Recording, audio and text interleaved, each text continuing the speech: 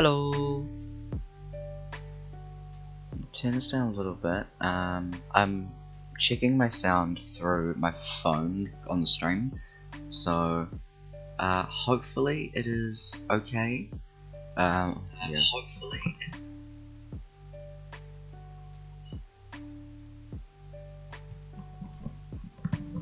Sorry, that double up was me checking.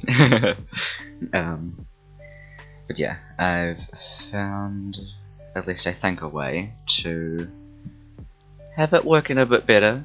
So I will make sure to turn the sound up again for the rest of the game. There's only 2 chapters left, and I think they take about an hour each, I think. So it'll be till about 8, and then the last hour can either just do some chatting or can see what you guys want to do. Because there is a fair few games that I do want to try and also get your opinions on for which ones I should play next. Next week I do want to do Jackbox though, because that always seems to be quite fun and everybody loves it. You will also see that on screen there is the chat now. So when I show you my actual screen, on the right side the chat will be up on it as well, because I have found a way to upload this to YouTube now. So I'll do the streaming today, and then tomorrow I will upload it to YouTube, which is also down below in the Twitch thing. But yeah. But I hope you guys have had a good day. It's been pretty chill. Had some... I don't think it was last night, I think it was the night before. I don't remember. It was like 4 AM and I was up with Vorak on in voice chat. We had some good heckin' rain. Love me some good rain. So clouds are kinda dark in the sky, so hopefully we'll get some good rain again. Because we love that. We love that good rain.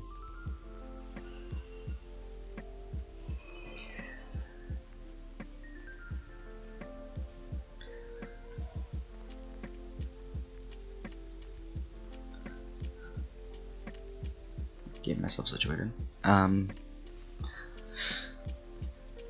Yeah.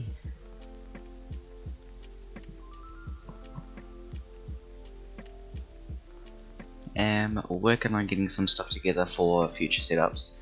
So hopefully that'll come together and work properly. Yeah, I at least hope so.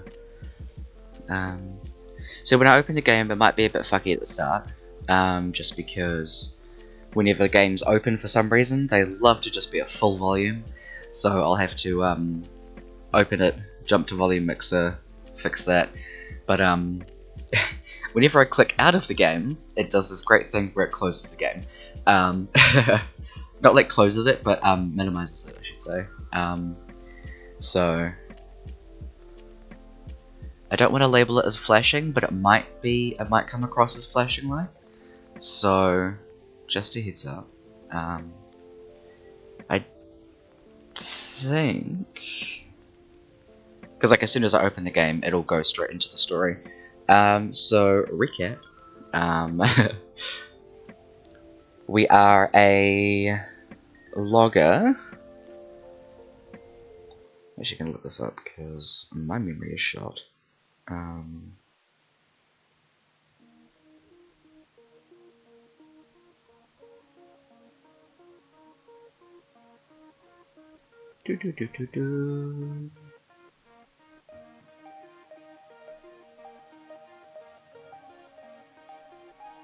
here you go. Luckily it has the thing on the Markiplier wiki, so we'll go with that. Okay. So you play as a logger named Roger Hastings, who works in the forest with his crew. He awakens after a He thinks it's an explosion or something. He seems to be on his back or something like that, and has pain in places. Hi, Callum.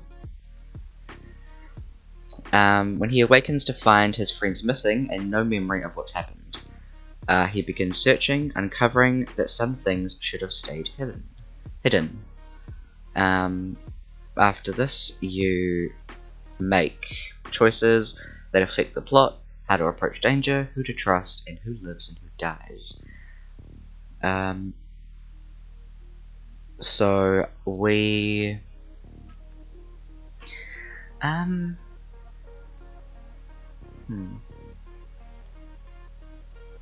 I don't know if we still have a hard hat. I hope we do, because we chose to pick that up because safety is important. TM. And we ran into one of our friends, Tony. No, Tony's dead. Tony was one of the workmates that is now dead. We're with another one of our crewmates.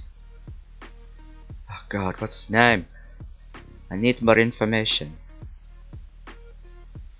Do do do do do do. Do do do do do.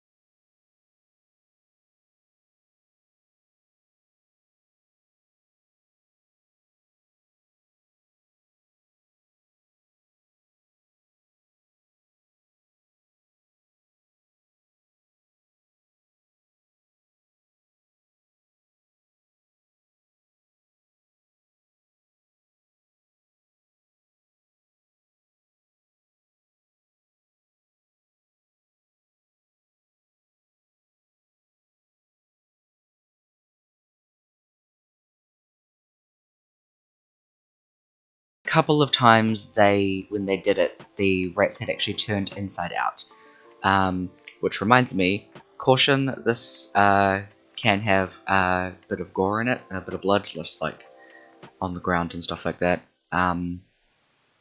It's mainly just going to be background screen with text, and I'm reading the text, so that is how that thing works. But yeah. So they're working on teleportation, and they're trying to make it, trying to find the most effective way to make that work.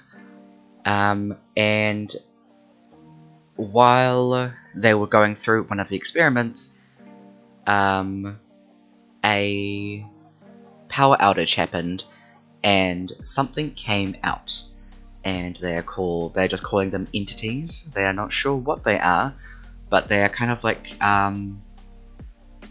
anamorphic moving shadow things that are, well, I mean, I say they're shadow things. They're dark, but they're made of light.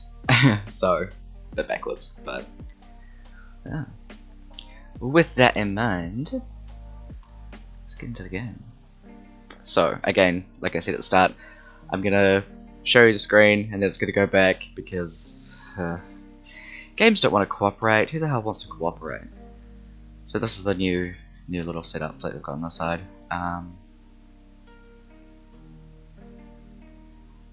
Uploading Steam. Thank you, Steam. Glad to know that I'm totally prepared.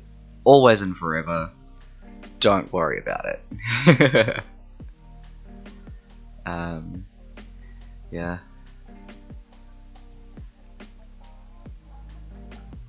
So like I said in the very beginning, still working on raising money for Cure Cancer Australia. We have until the end of March.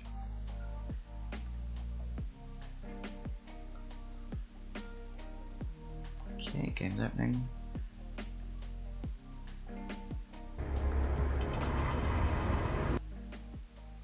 Yep, there we go, thank you.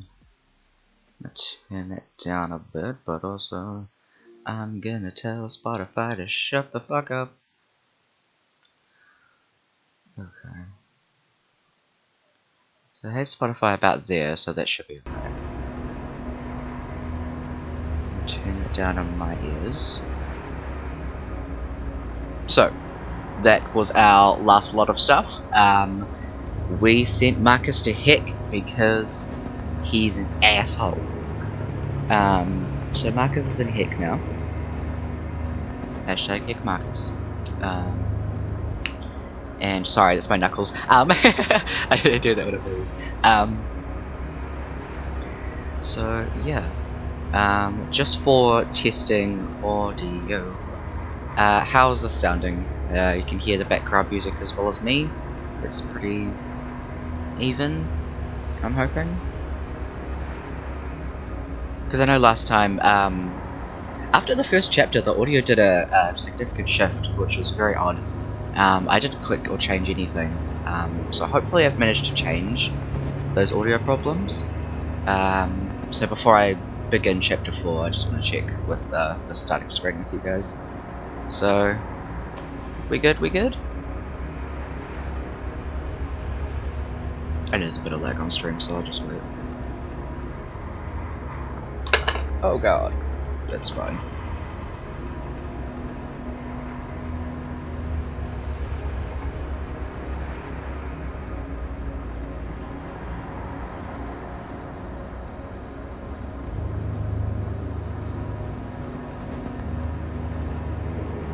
Seems fine? Cool. Awesome, thank you for that. Alright. So, let's get into the story. Begin chapter 4. So there's only 2 chapters left.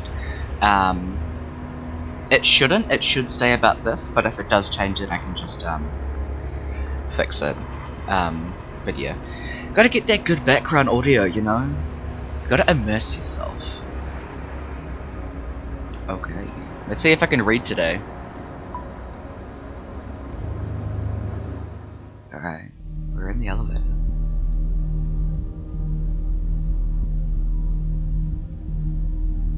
The ride up the elevator is tense.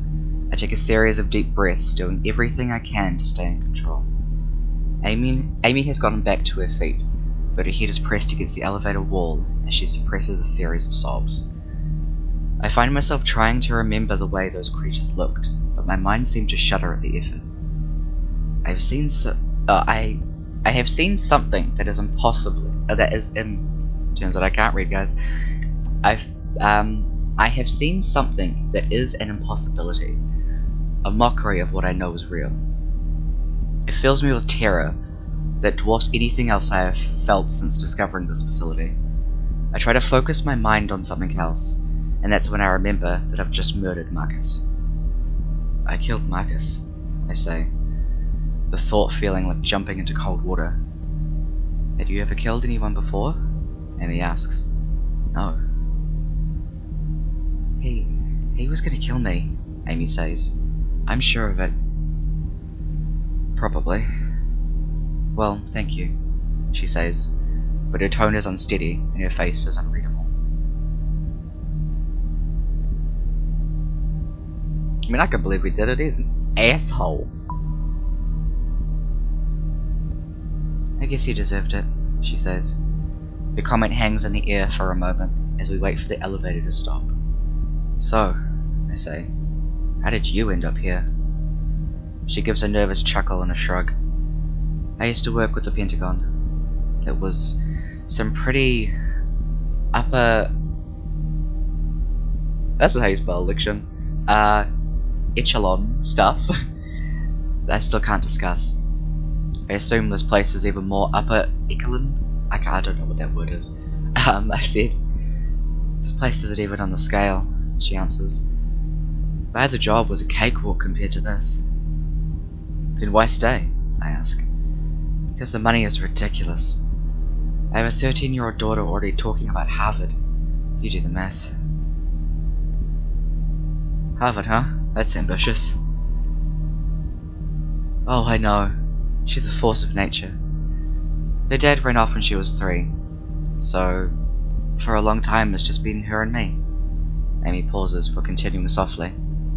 What if I never see? Her voice breaks off, her words too terrible to say, her eyes fill with tears. The elevator comes to a stop. A slight ding of it interrupting the moment. Amy hastily wipes her eyes, and we waste no time getting back into the command center. So before I continue, audio still all good?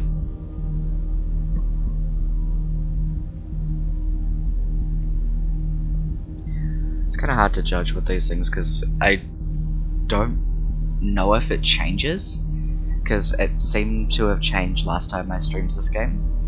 And it seemed to have changed in OBS, not so in the game. So I don't really know if it did anything random.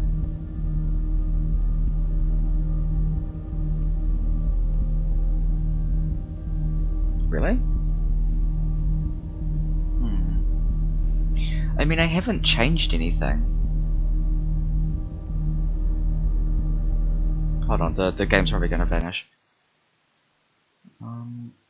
Do that. See, my audio is like all the way up now, and there's nothing I can really do to change that.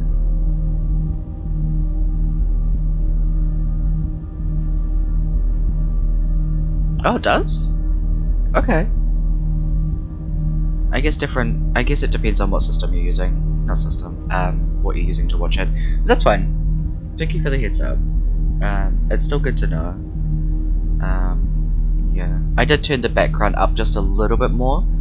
So if it overpowers, just let me know. Oh, I'll keep an eye on the chat. Yeah, let's continue.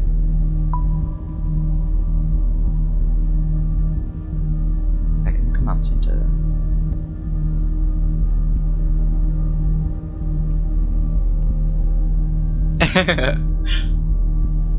I've readied the rifle, suddenly certain that there are more of those creatures waiting for us in the hallway on the second level.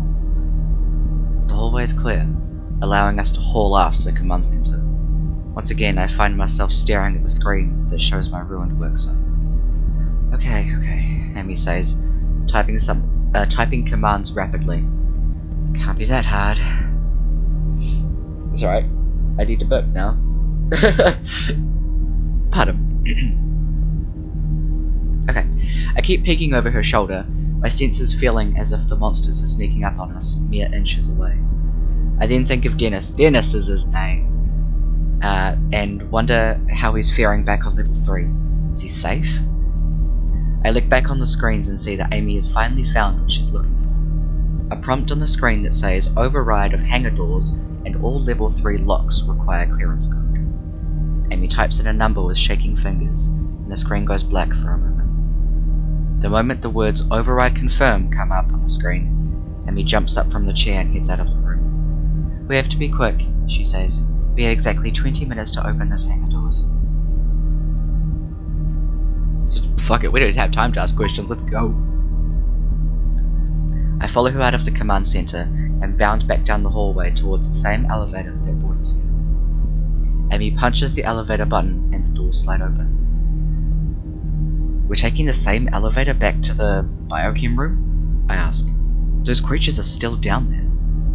It's the only way back down, she says. The other way is blocked up by those hydraulic doors we pulled. Hopefully the creatures left. Hopefully. Neither of us say anything as we share a look of immense dread. We step back into the elevator and head back down to the biochem room on level 3. Have you done real low because of brain cancer? That's very fair, and that's can't blame you.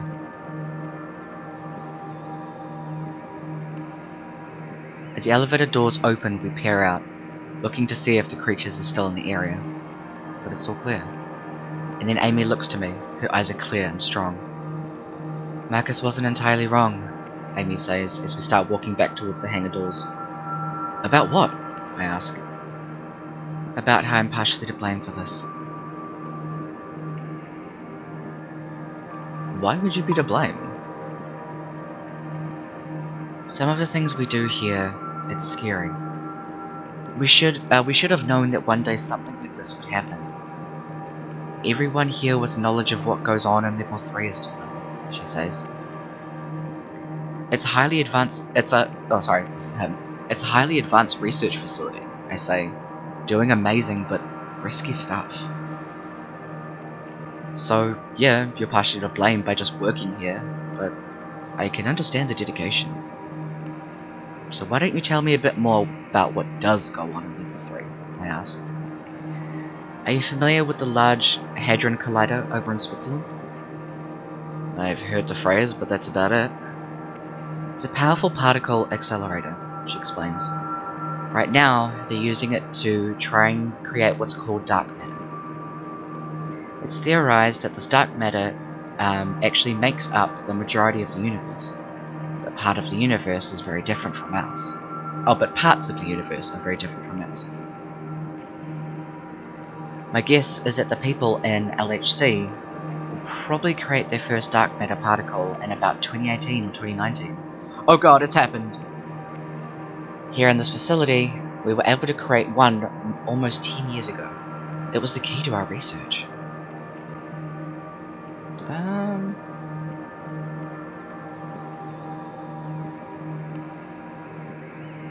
Maybe those things are made of dark matter, so they have something to do with those things? Well, we still don't know all there is about dark matter, or if other matter we have yet to identify. These creatures could be made of it, too. Or maybe they are some even more exotic matter. We just don't know. If dark matter is responsible, there's no real answer to have. I scratch my head. So, you're saying this dark matter helps with what? Opening up other dimensions or something? That's the theory, she says. During the point-to-point transfer, the subjects are gone for about 3 to 6 seconds. There's no way to see or measure their presence, but they exist somewhere. From what we can tell, they exist in a kind of void. Can make so many references to D&D, Jesus. Have you done this with people? We have sent human subjects through. Almost all of them have returned successfully. I make an involuntary grimace. Most. There was one man, Dr. Kahana, who didn't return. We don't know where. She trails off, taking a moment to collect herself. Sorry, I asked. I say, feeling my mind start to bend inward again. As we continue to walk between the silos, we walk past the area where we left Marcus's body. I barely even glance at his body, still unable to believe that I was responsible for killing him. I also don't want to look at the addition damage that the monsters caused. A pool of blood and mangled clothes are all I see through the corner of my eye. I realize that we're walking very close together between the silos, perhaps trying to create the illusion of safety. We reach the exit connecting the hangar doors, where Dennis hopefully still is. My guts clench and my heart hammers in my chest as we open the door and walk through. I lift the rifle, but at first it seems like there's nothing waiting for us, and that's when I see the glowing, hulking shape to my left, closing in fast.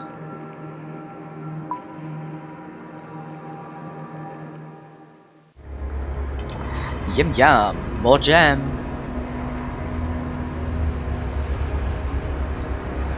The creature is about 10 feet away and coming in quickly, so I do the first thing that comes to mind.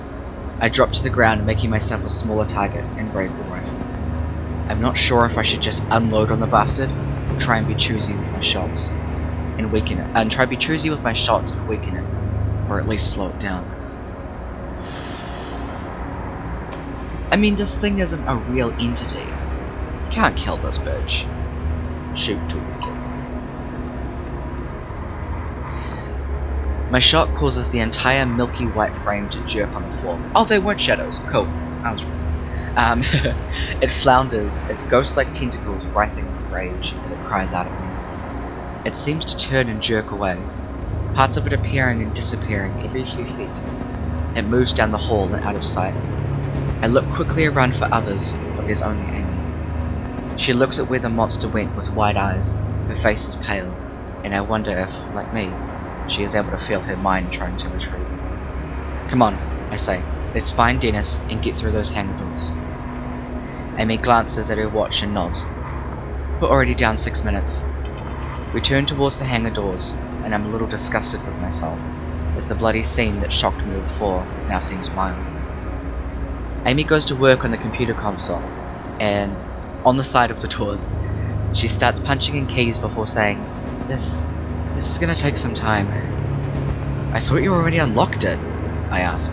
I did, she says, but for this door there's still security permissions I need to hack. Marcus would have known how to do this.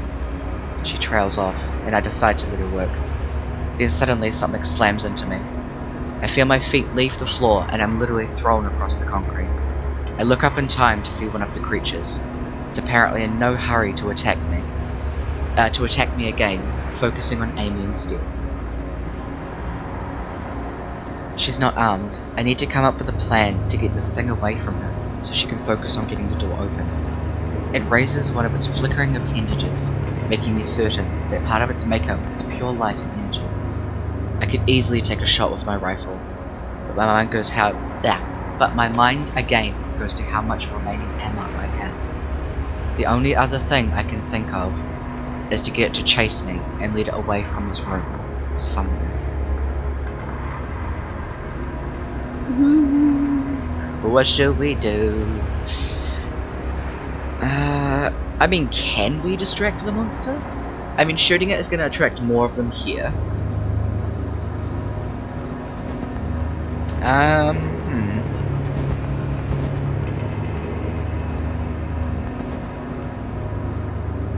Maybe...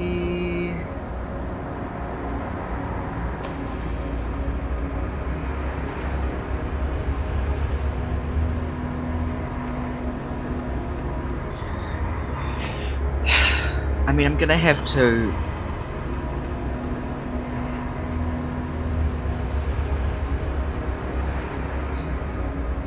I don't know this facility. I could get lost and cornered easily. So I'm gonna say shoot the monster. I lift the rifle groggily and fire as quickly as I can. Not having good I nearly said footage. Not having good footing and still reeling from the attack, the aim is off, but the noise of it distracts the monster from aiming. The monster turns to me, and I am again face to face with something that has no business being in this world, in this reality. Its body gives off a sort of glow around the central part, a bulbous core that is branched off into 2 humps, very much like a spider. Ugh. Again, I sense that this visual information is not accurate, but it's the best I can do to make sense of this impossible creature. Excuse me. I pull the trigger again, this shot taking the monster directly in the center. It spasms backwards and lets out a shriek of agony that makes my ears feel like they'll explode. From somewhere very close by, another creature cries out in response. You okay? I ask. Oh, sorry. You okay? I ask Amy. Not Amy asks. I can clearly see her battling for control of her faculties. Still, the determination wins, and she gives a grim nod. Any sign of where Dennis went? I ask, hoping she hasn't noticed his body somewhere. No, she replies. It's then that I realise that I have no idea how many rounds I have remaining in the rifle. This isn't a mod I'm familiar with. Outside of some deer hunting, I'm not much of an expert on firearms. Still, I'm able to locate the chamber easily and see that there are 4 rounds left.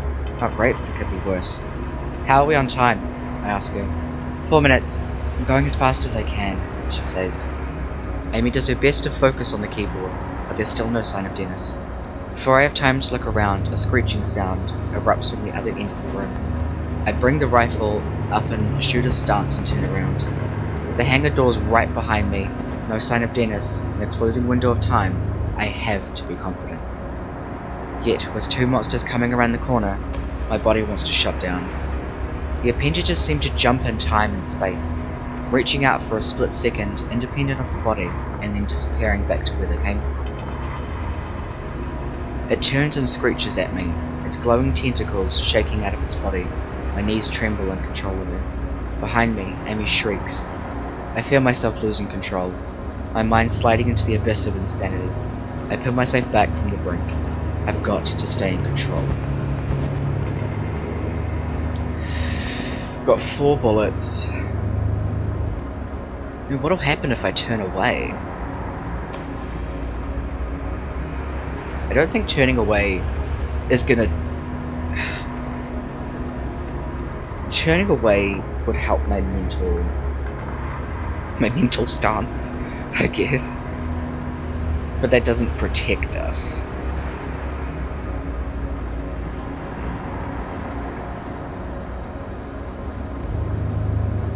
I don't know how many bullets I'm gonna need.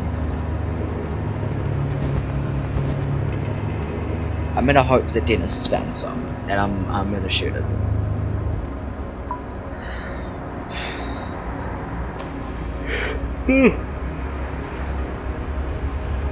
I step away from Amy and the hangar doors, and towards the monsters, ready to defend her. I ready my rifle, but the creature wastes no time. It makes that jerky motion towards me, and there's a sharp pain in my chest as it collides with me. Or through me, it's hard to tell. My instinct is to try and grapple or hold this thing down, but then I realize, I don't even know if that'll work. Ooh. I don't think you can grab these things. I figured I'd rather not try and learn more about the physical nature of this thing right now. I chuck and roll away from it and then stand up to face it. With a scream of defiance, I raise the rifle up and put a round in its core. The shot lands dead center, and the light inside of it flickers almost violently. It falls back and against the wall, issuing a hiss of its telltale static noise. It then jerks away and retreats, at least for now. Another terror appears out of nowhere, screaming at me with its high-pitched whine. It bounds forward and charges with a strange spastic way. I aim the rifle, intending to take this one in the core too. Excuse me. I take several shots, but it's still coming at me. It slams into me and I realize that I have 1 bullet left. On contact, the wind is knocked out of my lungs, and the back of my head strikes the floor. But neither of these things is as alarming as the fact that the beast is on top of me. Its exterior is like a seashell that has been pounded by the surf for so long it has lost all edges and ridges. But the grip it tries to capture me with is pure violence. I feel those light-soaked appendages start to wrap around me. I raise the rifle, knowing I still have 1 shot left. The weight of the monster is erratic. The moment I feel weightless, another I feel like I'm going to get crushed. I push upwards with the rifle and aim, but it's overpowering me. I'm not sure I'm going to be able to get an effective shot. I see the core of its body, the spider-like shape, and connected to the rest of it by thin white strings of tissue. I know I'll be dead within seconds unless I can manage a shot, But I don't know where to aim. This thing has already survived for so long. Ooh.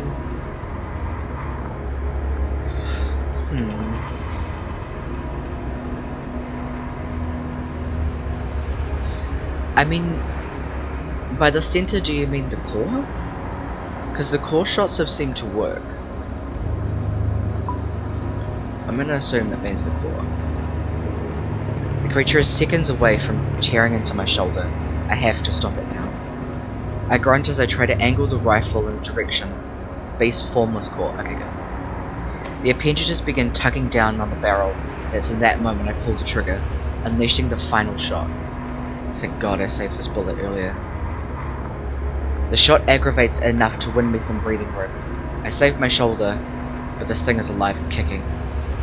It's then I see the creature extend its tentacles in a violent whip-like motion away from me, as it makes that static screeching sound. The creature disappears into thin air, and it reappears a few feet from me, retreating. With a shudder and a cry of desperation, I get to my feet just in time to see the monster head in the direction of the biochem room. Amy looks over at me from the terminal at the hangar doors, looking petrified. I manage to help myself up when I see another figure nearing us. But to my relief, I realize it's a human figure, Dennis, with a gun. "You okay, boss?" he asked, but his eyes aren't on me. They're looking to the creature, trying to understand exactly what he's just seen. "About 15 minutes ago I heard the door to the maintenance room unlock," Dennis says, pointing to the room I just tried to bust into earlier.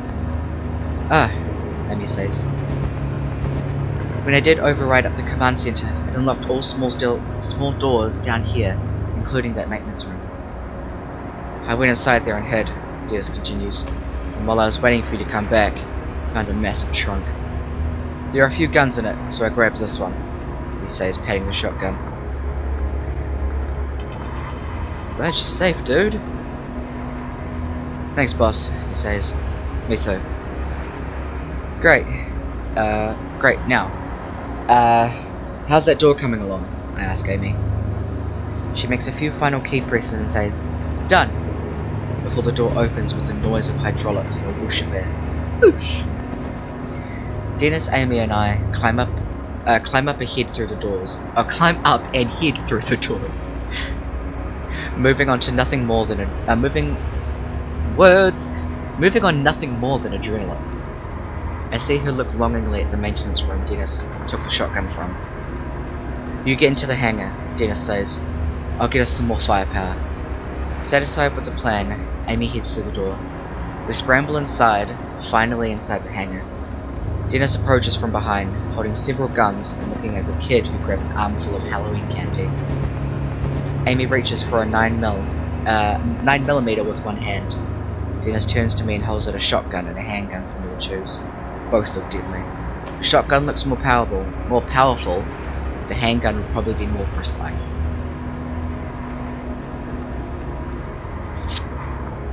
If we need to take core shots at them, which I think is the way to go, precision is better than power.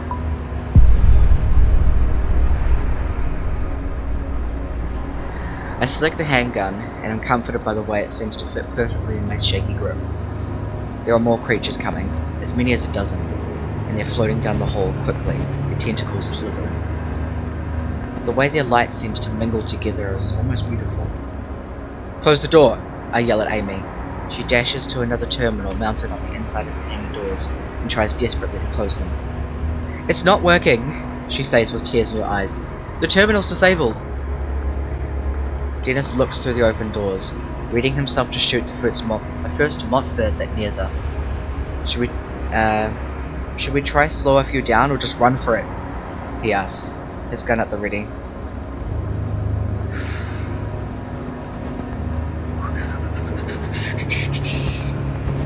Run.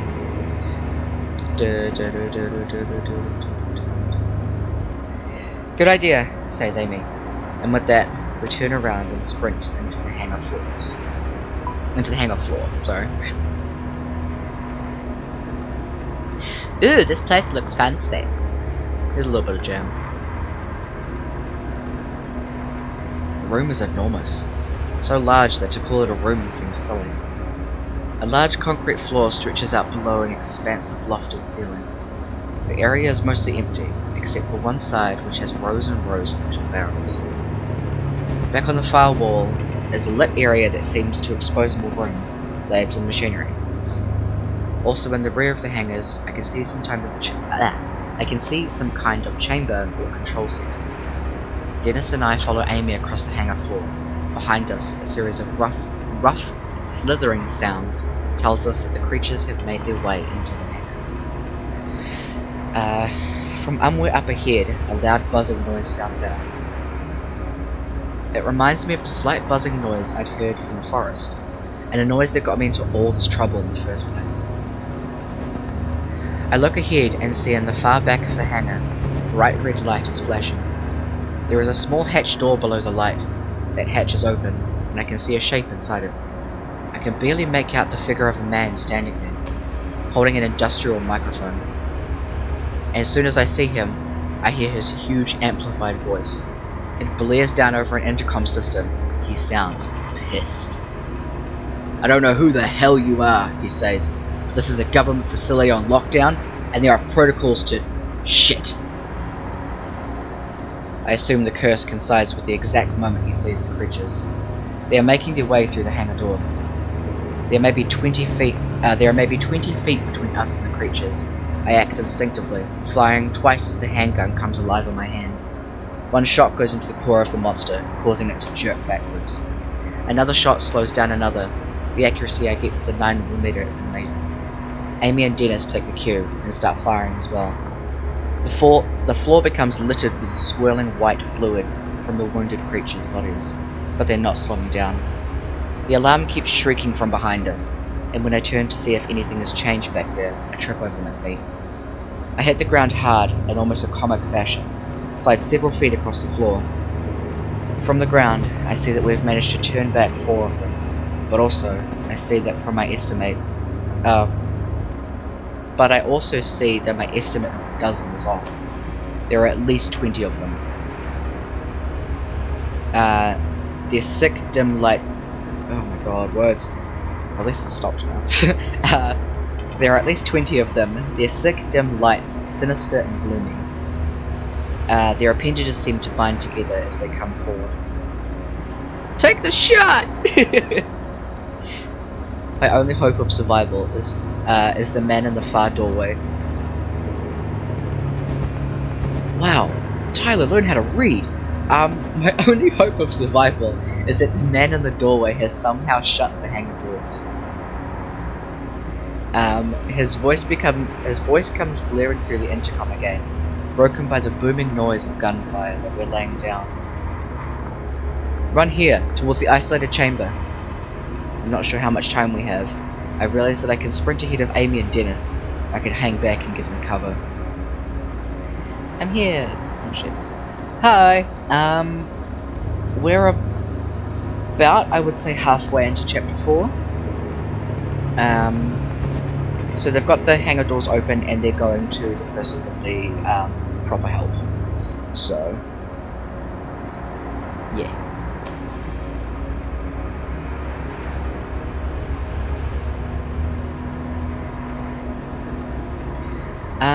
Dennis is hurt, so I'm gonna keep covering these guys.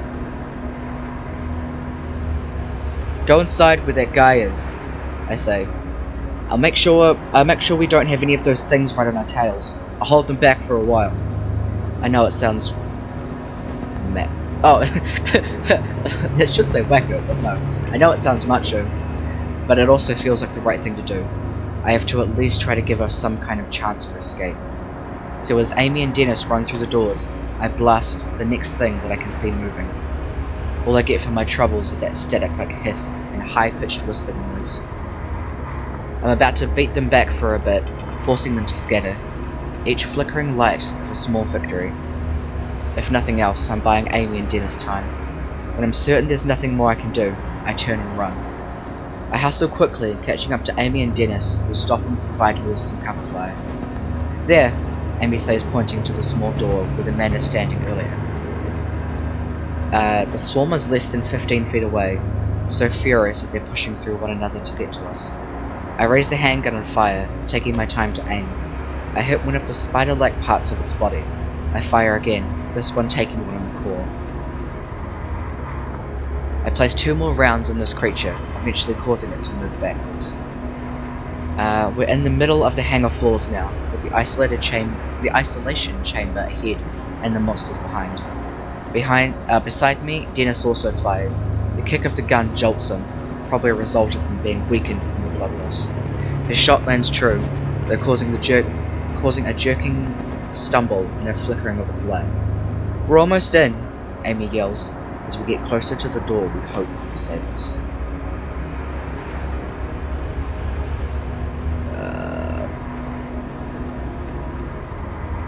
Classic Dennis. Tell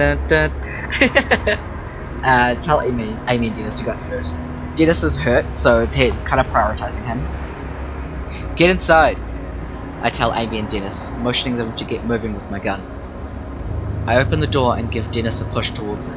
He resists, more eager to try taking down another beast before he makes it into safety, but he eventually gives in. I wait a beat to make sure Amy is inside too. I fire off a few rounds in the creatures that are still headed for us, hoping... I fire off a few rounds on the creatures that are still headed for us, hoping to slow them down. Ow! When Amy and Dennis clear the door, I nearly dash inside, but then feel something hot seep into my back. "Roger!" Dennis yells. The pain in my back is so immense that I barely notice the fact I'm being lifted from the floor. I look down and see that one of the creatures is using its flowing arms to grab me by my waist, its tentacles wrapping around me. It lifts me into the air, as if presenting me as a trophy to its friends. I try to focus, attempting to angle my arm in a way that will allow me to aim the handgun and place a bullet in its body. But it's shaking me violently, its body parts appearing and disappearing in a way that makes no sense. Another oddity of its structure. I can literally do nothing more than hang there like a ragdoll, hoping to be saved. As it continues to hoist me up, screeching its approval, Dennis comes back out of the room and fires off a shot. The bullet catches the monster in the underside of its claw, sending it backwards and causing it to freeze for a moment. It releases me and I hit the ground, dropping my gun, and again finding myself unable to breathe. I feel slightly dizzy, but that fades when I see Dennis still standing outside the door. He's firing into the beast like a madman, and doesn't see the one to his left, coming in along the wall.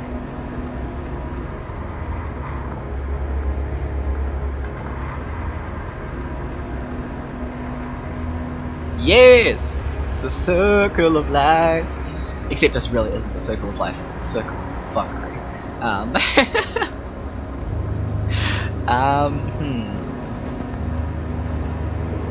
Dennis's reaction times isn't as good because he's angry and also using a shotgun. I'm gonna take more fucking oofs for this, but I'm gonna push him out of the way. There's a person in that can heal us. I try to dash toward Dennis and push him out of the way, but there's not enough time. The creature jerks out of existence and then appears right behind him. Insert that joke that I can't say because I can't speak Japanese. By the time Dennis turns and sees the creature coming, it has already drawn several of its appendages back to strike. Dennis tries to raise the gun, but it's knocked away by one of the tentacles.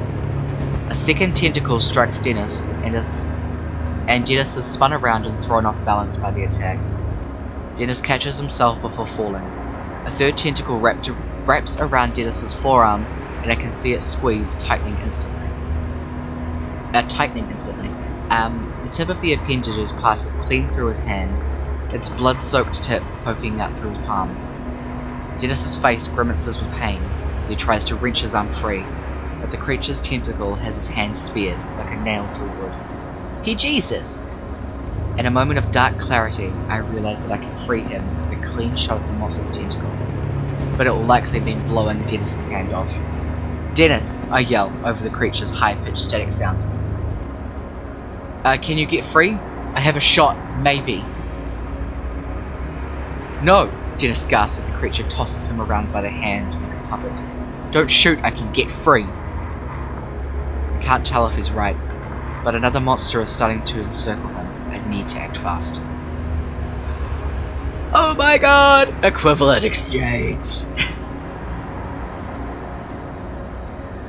Oh my god, am I really gonna shoot? He's gonna be so pissed though.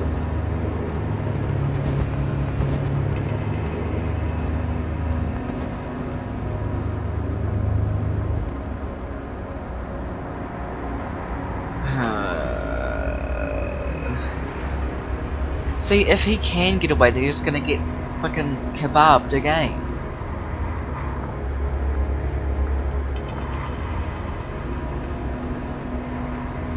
I think I might have to shoot off Dennis's head.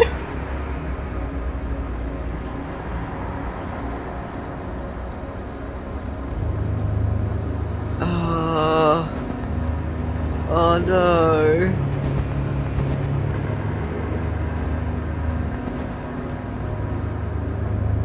He's gonna be so angry. Oh god. If I don't take the shot, take the shot! While I have it, they're going to kill him. In the last ditch effort, I try getting a good shot in the monster, but there's none. It'll hurt Dennis even worse if I try. I take aim and fire off a shot. The shot lands perfectly and results in a lot of blood and screams from both Dennis and the creature. Dennis's hand disappears into a spray of red, and the monster's appendage simply fades away. It literally seems to wink out of existence. The creature screeches while Dennis hits the floor, wailing in pain. The reality of what I've done sets in and nearly paralyzes me. Get him, Amy says. I'll cover you. I nod, still reeling from the sight of what I've done to Dennis. I stumble out of the door. Amy is true to her word. She fires off a few rounds into the approaching monsters as I make it to Dennis. I grab a hold of him with my good arm. I drag him backwards as fast as I can, nearly falling down in the process. When I reach the doorway, Amy reaches down and helps me drag his body the final few feet into the room. She manages to pull another shot. When I look to see what she's hit, I see another dozen or so of the monsters. Dennis is writhing in pain, and when he looks up at me, he's sneering. "You crazy asshole!" he screams. He shudders violently as sweat and tears course down his pale face. Amy slams the door behind us. Finally, we're inside the room, hopefully safe, what looks to be a sort of isolation chamber of sorts. Along the frame, a little electrical lock beeps as the door is secured. End of chapter 4. Equivalent exchange. Let's see how bad I did. Self-control. You and 49% of players shot to weaken the creature, not to kill it. Keep them at bay. You and 59% of players shot at the creature instead of running to distract it. Weapon of choice. You and 57% of players took the handgun instead of the shotgun. Judgment call. You and 57% of players disobeyed Dennis's wishes to not shoot, causing him to lose his hand. Oof!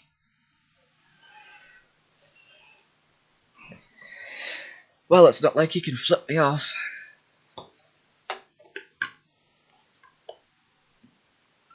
What's he gonna do? Punch me with a nub? I saved his life. You should be grateful. But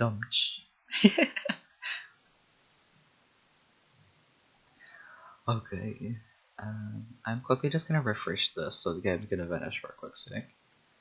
Don't worry about it. Cool. Sorry about that. Exactly. It's his fault for having a hand in the first place. Okay. This is the last chapter. Shit gets weird, y'all. Don't worry. I mean, you came in the good time. Let's go. Shit's about to get real, y'all. We are now inside a large reinforced chamber of sorts, almost like the inside of a submarine. Near us is the door, shut tight. Far away from us, along the back wall, are all sorts of controls and monitors. It seems clear that this metal door is impenetrable, at least to them. I'm fairly sure that they aren't getting in. Dennis looks like a walking corpse, and I do everything within my power not to let it show on my expression. His face in a grimace shouts at me, "To hell with you! What were you thinking?" Blood pools on the floor below wherever he holds his arm. I say nothing. It's all too much. My brain feels like jelly. We need to get him some help, or he's gonna bleed. Oh, I just choked on here. We need to get him some help, or else he's gonna bleed to death, Amy says. We are interrupted by a man's voice booming behind us. Just what in the hell do you think you're doing? The man roars. He's an older man who seems to exude power and authority, but he also looks tired and scared. I assume this is Barksdale. He walks over to us from the back and races to the chamber. We didn't have any choice, Amy responds. We had to. Did you override the locks on the hangar doors? Barksdale demands. Yes, I did, but we had to. Do you have any idea what you could have done? Amy doesn't answer right away. She's furious, but she's also scared and visibly exhausted. Hey, still got another hand. Quit bitching. As long... Oh, don't say that.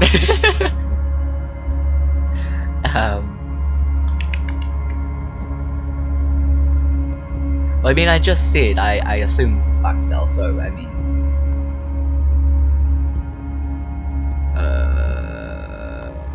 I ain't about staying quiet. The first 2 fucking chapters was me yelling. Who's this? I addressed my question to Amy, preferring to get my information from her rather than whoever this is. The man doesn't break eye contact with Amy. Colonel Barksdale, he runs the place, she says, annoyed. Look, Barksdale, she says, you can berate me and lecture me all you want, but when this mess is over... sorry. Lecture me and berate me all you want when this mess is over, but right now I have a wounded civilian here, and as you can see, several entities trying to get into this room. So if you could actually do something, instead of sitting on your throne and yelling at me, that would be great. I'm impressed by her guts and wonder if there is some sort of beef between the two of them. Surely working in a place like this could cause some stress and tension between them. As we wait, I notice a small peephole in the door. I go to it and look out to the things. They're still looking for a way in, but finding no success. I wonder if they can sense or somehow see me through the door. Oh, this is Patrick. I'm a flip on the bird, because I can do that with both my hands. I can't help myself. I hold up my middle finger to one and smile defiantly. I get a blast of high-pitched sound in response. You'll be reprimanded for speaking to me in such a way. Barksdale says to Amy. Reprimand me all you want. I'd like to survive this first. Cover your ears, Barksdale shouts, walking away towards the far end of the room. Stay put until you hear back from me. Thank you, Amy says with fire in her voice. She then turns to me and says, better do what the man says. Cover your ears. I clap my hands over my ears just in time to protect my hearing from the deafening blast.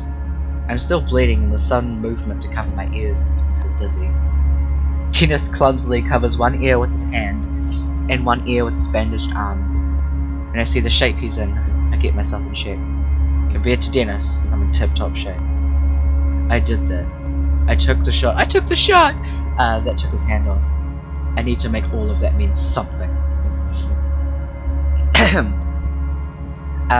More bursts of a loud explosive noise start ringing out.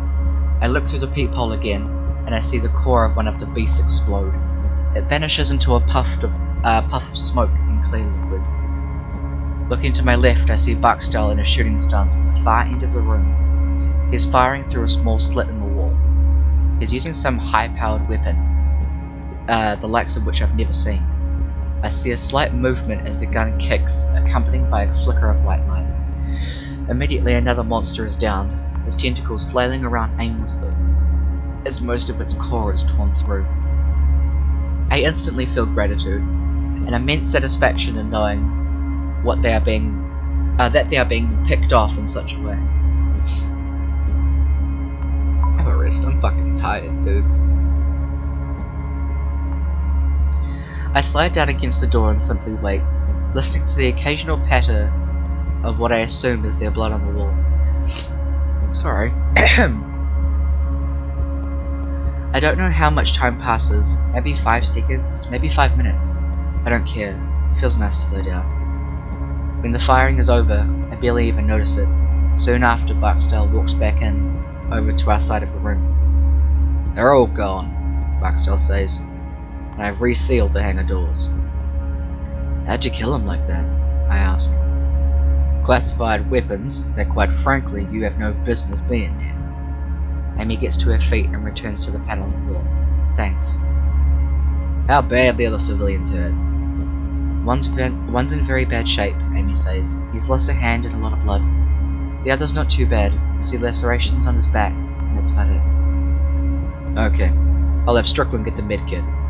Strickland survived? Amy asked, sounding cheerful. Yes. And until you and your friends showed up, I thought we were the only ones. Hang tight, she's on her way. With that said, he retreats away to the back of the room, as if he can't stand to be around us. Amy approaches me and looks me over. You're in good hands. Strickland will be able to fix you up. Is she a doctor or something? Sort of. She's also a physicist, but oddly enough she spent time as a trauma nurse in the army. Is Strickland a friend of yours? Amy chuckles. Yeah, we've known each other for a while. The only woman in a sea of... the only woman in a sea of overachieving men. We already know this. We must be glad Strickland survived. I am. We usually have lunch together, she says, and she's helped me out of a few tight spots in my career. But in a few seconds, the door behind us opens, and a woman appears from the back, farther in the chamber. She enters the room with what looks like a small suitcase. She's dressed in a very basic and drab military getup, complete with a holstered sidearm. My name is Connie Strickland, she says. I can patch you guys up pretty well, but it's going to hurt. She looks closely at Dennis, looking him over with precise care and attention. You're not in the best shape. He responds with a grunt. Seriously, I can fix you up, but only temporary. You need intensive care with that arm. First things first, though. Strickland pours liquid over his maimed arm and starts stitching. Then she wraps his arm with 3 entire spools of gauze. Blood shows through right away. It's the best I can do for now, she says, as she tells him, giving him a sympathetic frown. I could kill this, Dennis mutters. I'm a cripple. Do whatever you want. So, yes. Strickland then looks to me. Sit down, let's see if we can get your shirt off, she says. I sit down slowly and start unbuttoning my shirt. She has to help me slip it off my shoulders, but we manage. How bad is it? Bad, she answers. It's almost like a burn, but I've seen much worse. Your friend here, for example. Might as well talk to Strickland. It's the only thing that will distract me from the pain. What's your story?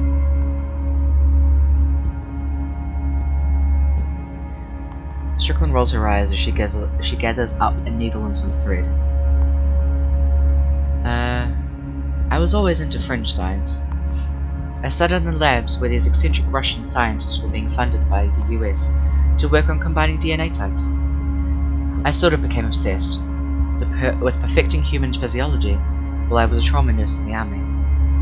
You were a mad scientist then? I get that a lot, but no, not compared to the stuff we do here. What kind of stuff? I'm being nosy. It's complicated. Coma masses, quantum gravity, crunching things down into their Schwarzschild radiuses, fun stuff. Yeah, a mad scientist, I say, trying to keep myself calm with dry humor. There are lots of small labs working on the same stuff, she argues. They just don't have our funding. When you guys ran in here, she says, I was horrified. Those barrels outside, I'm not sure if you saw them. If you shot one of them, it could have been bad. Why? I ask. The grey ones are filled with experimental fuel that's highly flammable. The yellow ones contain liquid nitrogen. What? I ask. Just laying around? Well, this area is the safest in the building. The most secure.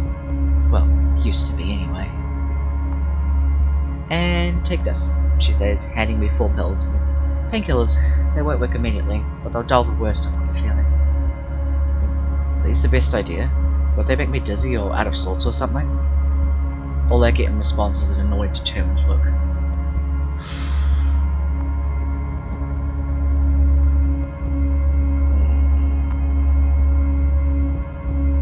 Don't need painkillers, I'm a man.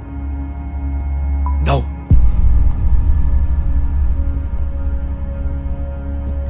Really, I say. I don't want to get lightheaded in case we have to move fast. I can handle it. Look all, Strickland says, and she starts working on me. She slurs the wound in some sort of liquid. It stings like crazy and I gasp. Grin and bear it. Madam. Ready to stab me yet? Strickland asks. I'm fine, I guess. I wince as she dabs at my eye, swollen from where Marcus kicked me. I grit my teeth in pain and try to catch my breath. Dennis comes out of his haziness and tries to speak to Strickland, but his words are slurred. White light from the ground, Dennis says. You think that caused the power outage? They brought the monsters out? Could be, Strickland says. But your crew was far enough away from the facility, or at least we thought you were. Dennis chuckles in a way that makes him sound menacing. Nope, wrong. You thought wrong. So you and Barksdale are the only survivors? Amy asked. It seems that way. Although things didn't disappear into thin air, It seems that way. Those that didn't disappear into thin air were killed by those things, Strickland says, nodding at the secure door. A lot. No one else made it? Not that I've seen, Strickland says. If anyone else did make it, they're trapped out there with those things. I'm glad to see you. Where were you when it happened? Amy asked. I was in the micro lab on level 2, Strickland replies. Park and O'Brien were in there with me and they just disappeared. They looked like they were being stretched and distorted, and then there was a ball of white light and they were gone. The ball of light just annihilated everything it touched. Would it leave a perfectly round hole? I asked, a light bulb turning on in my head. We saw some of those up at the logging site. Yeah, and I saw a ball of white light too, Dennis chimes in. That was probably the same phenomenon, Strickland replies. Amy looks at the ground like a child that is afraid to ask an adult something. Finally she asks, where did they go? We don't know, Strickland says. It could be an infinite number of different dimensions, or even some dimension that merge and mix together. It could also be a place that exists between dimensions. Barksdale calls it the void.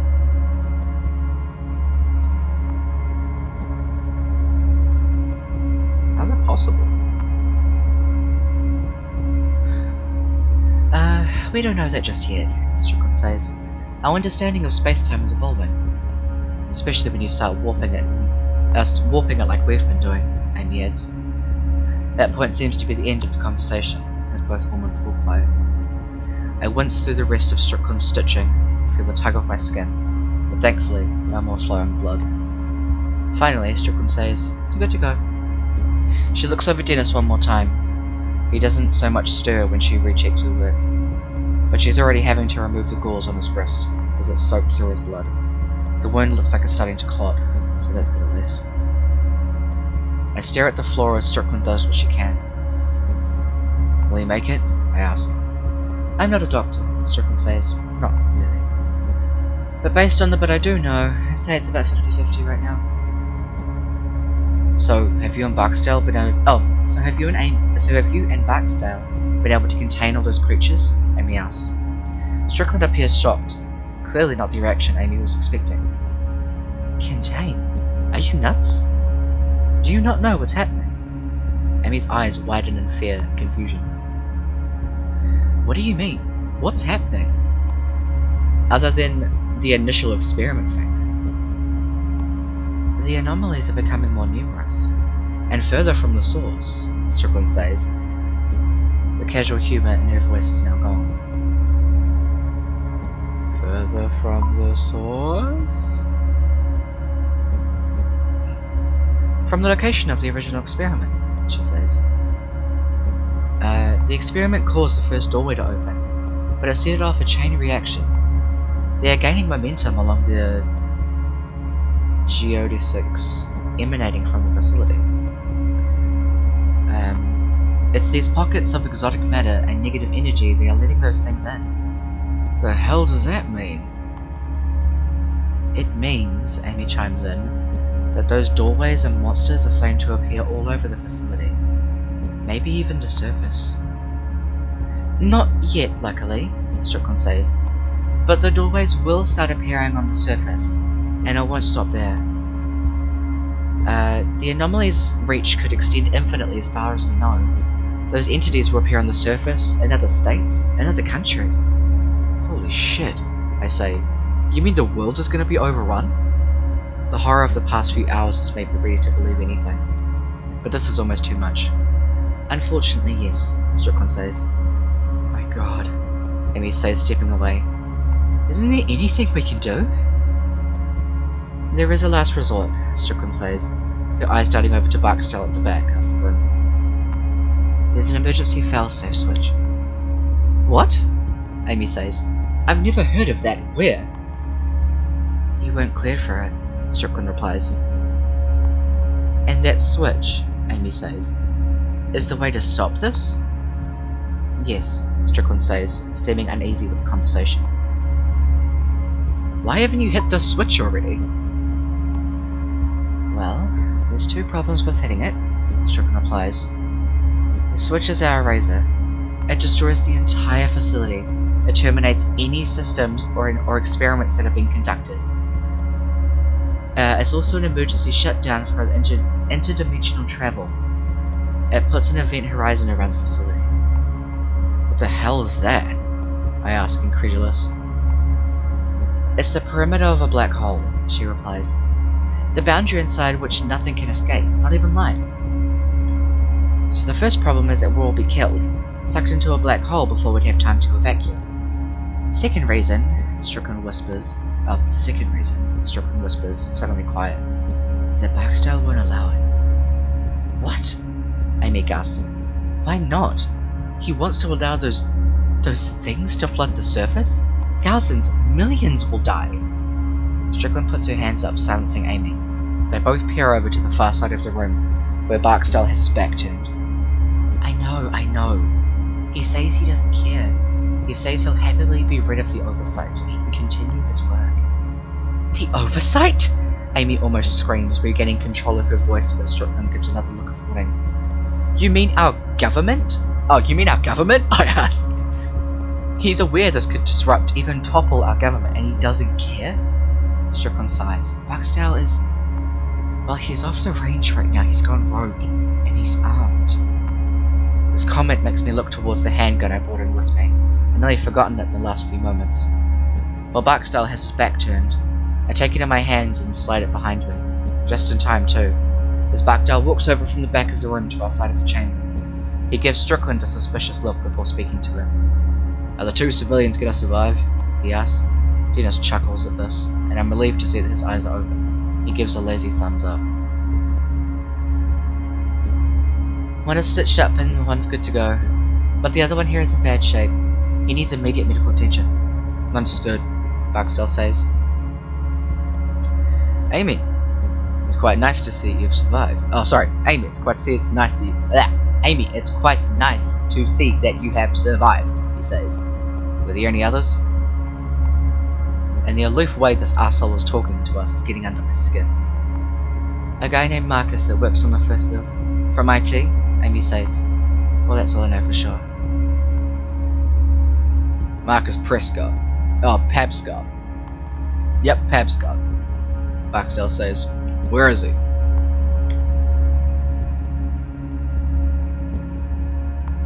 I sent him to heck. I sent him to heck. What? He put us in an impossible situation, I say. I was forced to kill him. Barksdale raises one of his eyebrows and lets out a smile. Yes, we're often forced to do the unspeakable things for survival. Tell me, have you ever killed before? No, I answer. But he lost his mind. He was violent and careful, Barksdale says, with something like dark humor in his voice. You've just admitted to killing a federal employee. Barksdale seems to think about something and looks directly at me. You're with the logging crew, aren't you? Remind me, how did you get in here again?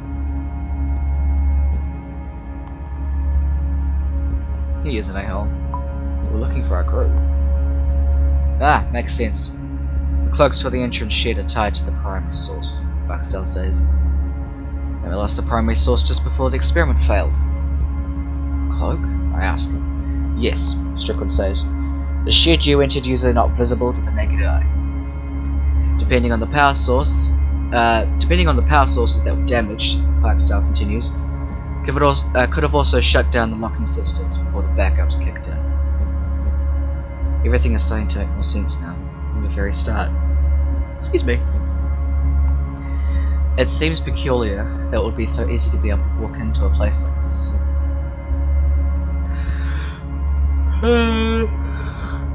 I mean, he's straight up gonna say that they're fucking dead.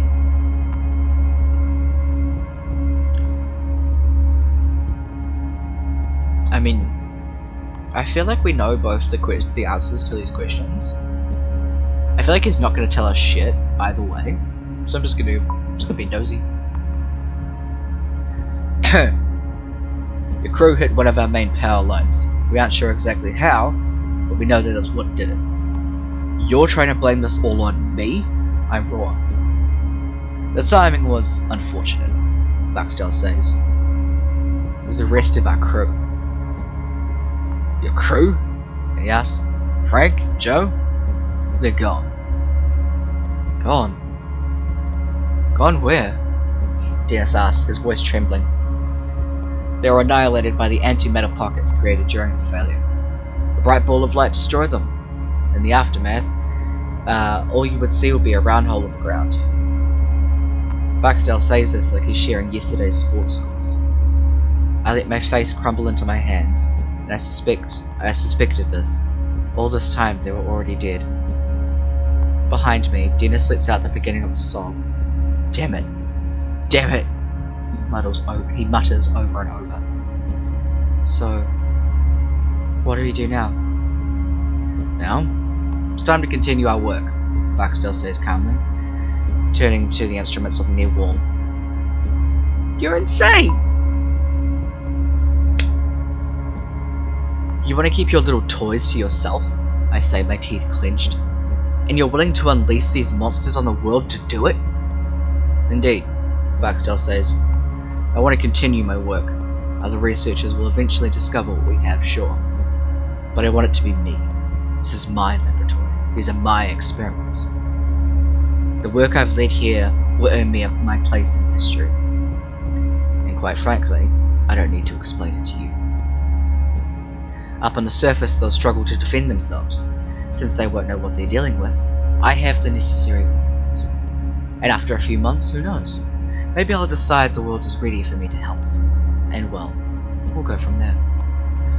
Strickland steps up directly beside me and whispers into my ear. I wouldn't push him, she says.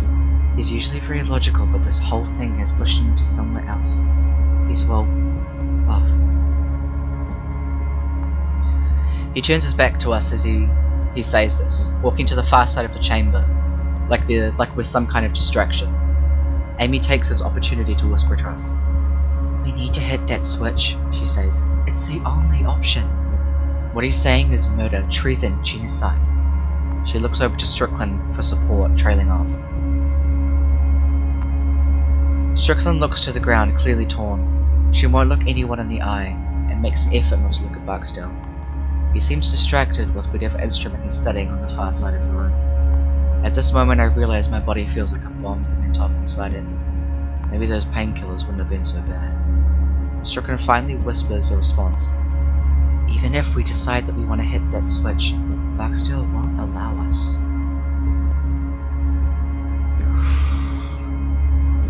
We can figure something out, right? Maybe you guys can make a break for it, Strickland whispers. Where's the switch located? Amy asks. There's an elevator out in the hangar, Strickland says. Take it to the basement. The switch at the end of the long tunnel, but Strickland never finishes. Two things happen at once as she speaks. her mouth stopping in mid-sentence. First, that booming noise rings out, and the top of her head seems to explode. Amy screams out in surprise, and Dennis and I jump back in shock as Strickland's body collapses beside me. Behind her fallen body, Barksdale is holding his experimental rifle, and now he's pointing it at us. Oh my god! Joke's on you, this is Resident Evil.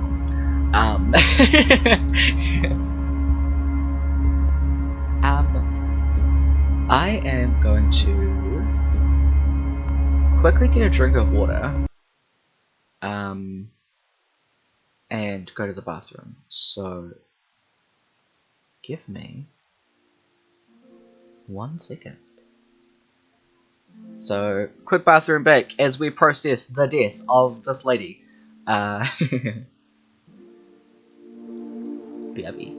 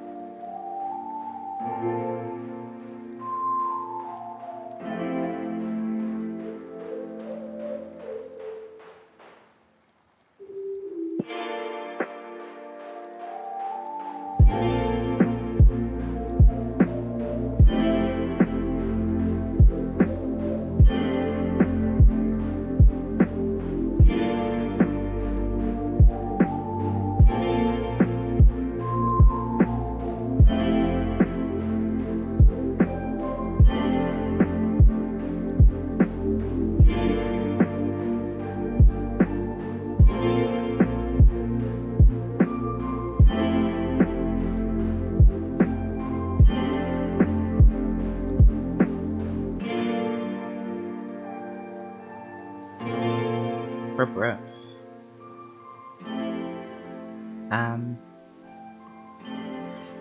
I do want to say, Aiden, you can actually watch this, the first bit that you missed on YouTube, after I stream. It's also available on Twitch for a little bit, but on Thursday mornings I upload them to YouTube.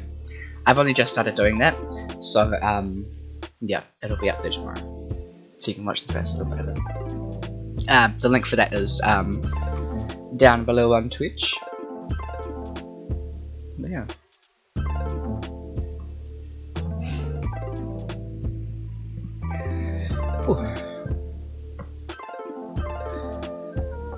Before we jump back into it, how was your day, Aiden? Also, how was your day, Callum?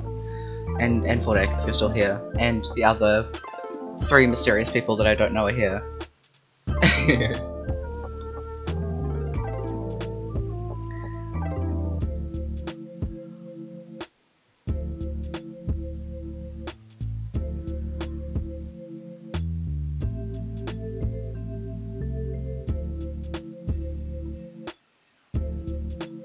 Did you have to work late?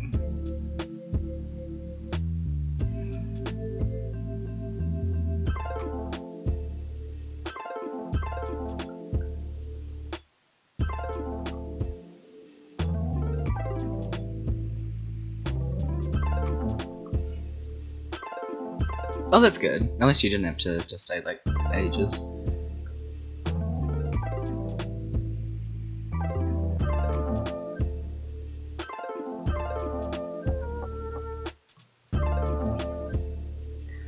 Too many things to do all at once. Ugh.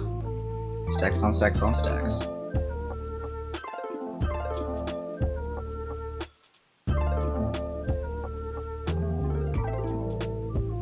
Yay, congrats. I'm glad.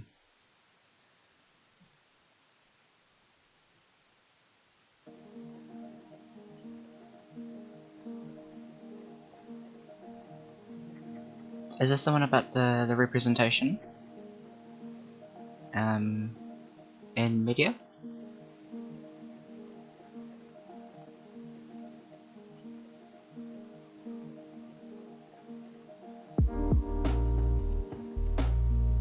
Yeah!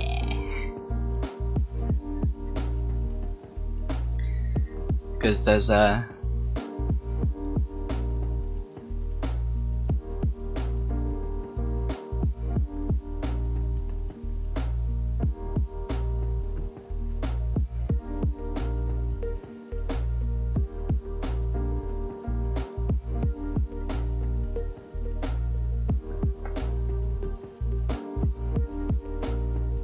That's really good. Yay!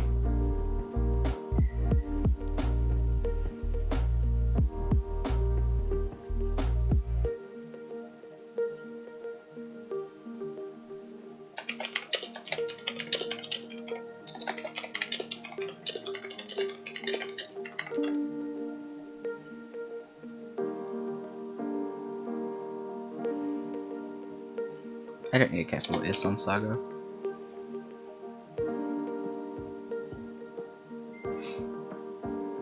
But dang. But yeah,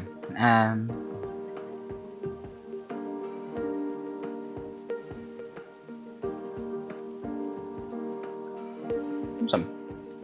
Alright, I'm ready to jump back into the game. Let's see what's gonna happen. Okay, need to close the logo open. Oh! Oops, sorry. Again, fucking. There we go. Okay. So Baxtel is pointing a rifle at us. Fun, fun. Is that the volume alright? Hopefully it's not too loud. Because I have to alter it a little bit for the music. Actually, do I? I don't think I do. I think I just keep fucking with things and it's really my fault.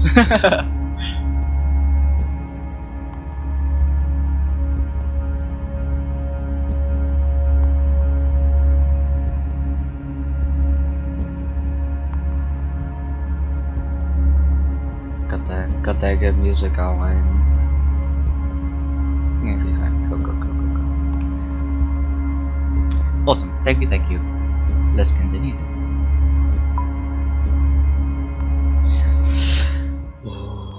Oh god. Who put this jam here?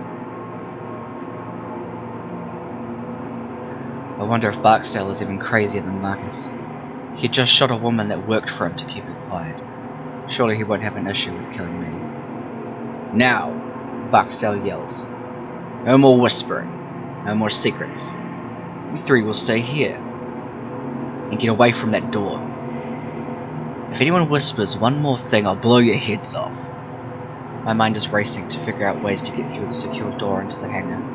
Beyond that, of course, was the failsafe switch.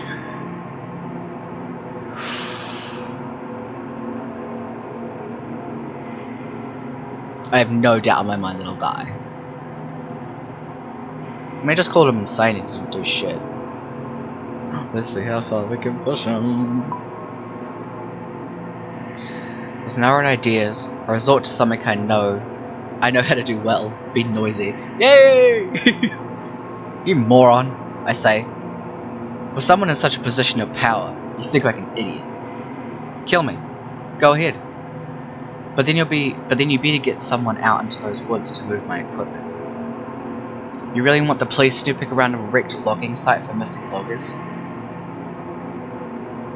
If someone as dumb as me found my way into your little hideout, my rant is having its intended effect. Barksdale's teeth are clenched and rage fills his eyes. You're a fool, he shouts. You don't have the slightest idea of how difficult the work is.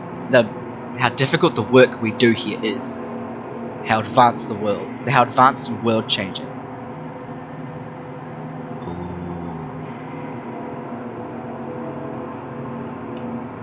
I'm gonna just keep him talking.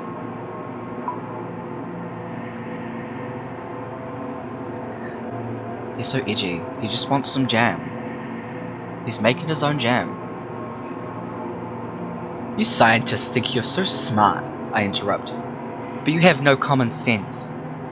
All the knowledge in the world is useless if you have no moral compass. Barksdale is starting to lose control.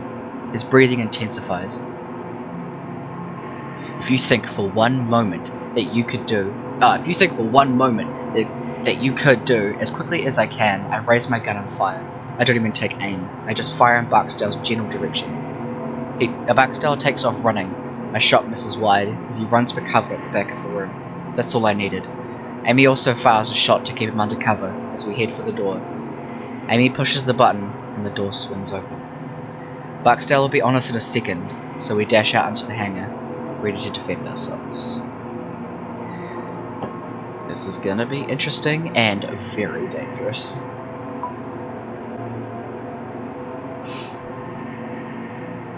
Jam barrels! See, Barksdale just runs a jam company. He's not a real scientist. All three of us run as fast as we can through the rows of barrels. Right away though, Barksdale's gunfire separates us. I hear a shot hit nearby as I dive down, and realize that neither Dennis nor Amy is with me. I hear Amy cry out from somewhere in the barrels. Peering down the barrel closest to me, I can see Dennis. He's crawling slowly on the floor 2 rows away from me. Seeing him move slowly, I can't imagine he's finding the strength to even do that. I can't imagine how he's...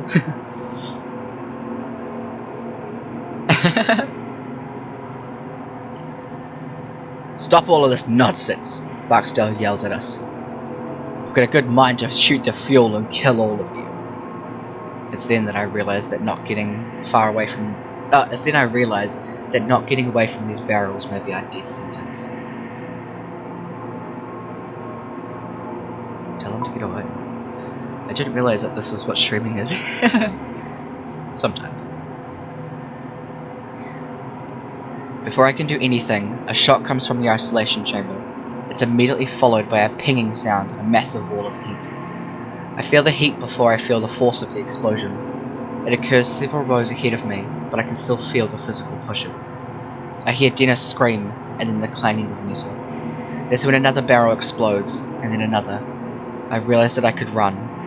I realized that I could run back to help, or try and get myself clear. I might not have enough time to do either before the next round of eruptions. What the hell should I do? Oh my god!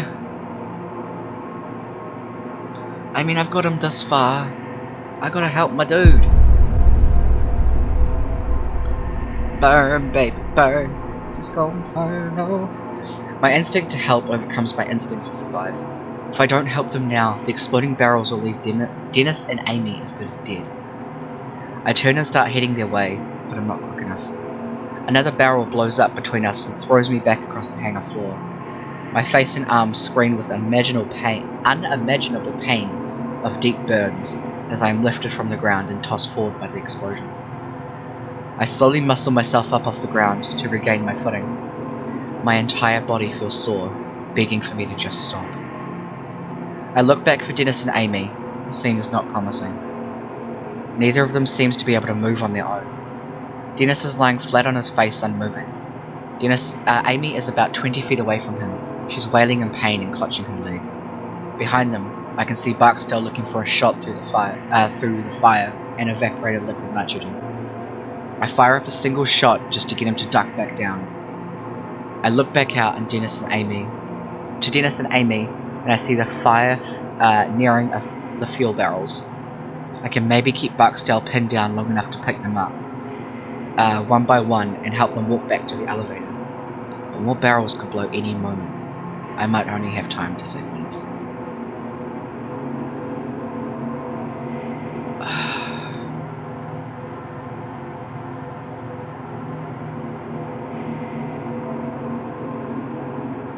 Oh no!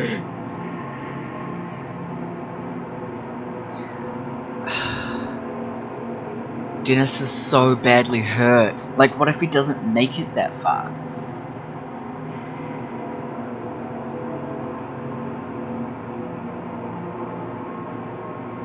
But Amy has a kid.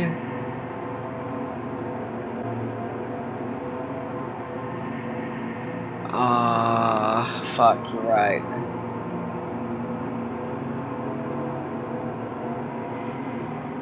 Dennis is the new mum.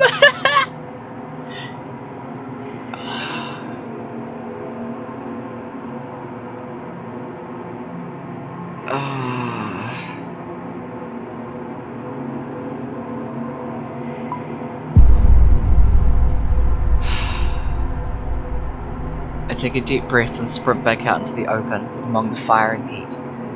Right away, I start taking blind shots at Barksdale. He fires back only one, and the shot goes off into the growing flames around me. I take one more shot and then reach down for Dennis. He's basically dead weight at this point. He's almost too heavy for me, but I manage to get him to his feet. He's almost too heavy for me, and my wounded shoulder screams in pain as I get him to his feet. I drag him back, narrowly avoiding the fire and death. I try shooting at Barksdale, but trying to aim the gun while carrying Dennis proves to be too much. Barksdale gets a single shot off as we round the corner where the elevator waits. I set Dennis down, and he's still unresponsive. Drenched in sweat, I reel around to head back to get Amy.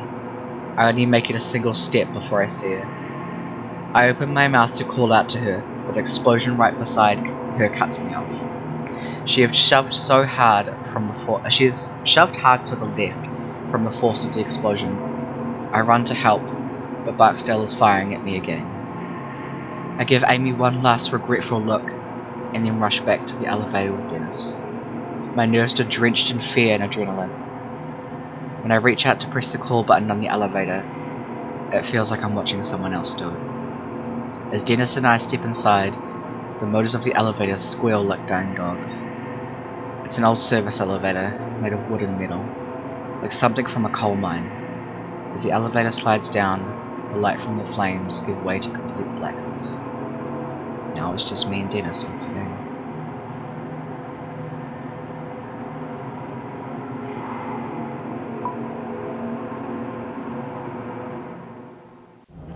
Oh, spooky. Pro jam.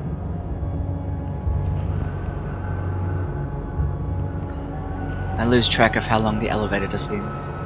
It's hard to tell due to the lack of lighting, but it must have gone another 500 feet underground. Dennis, you have a kid now, don't die! The elevator comes to a stop with a shuddering clang, and I waste no time exiting. A tunnel stretches out with sparse white bulbs lighting the way.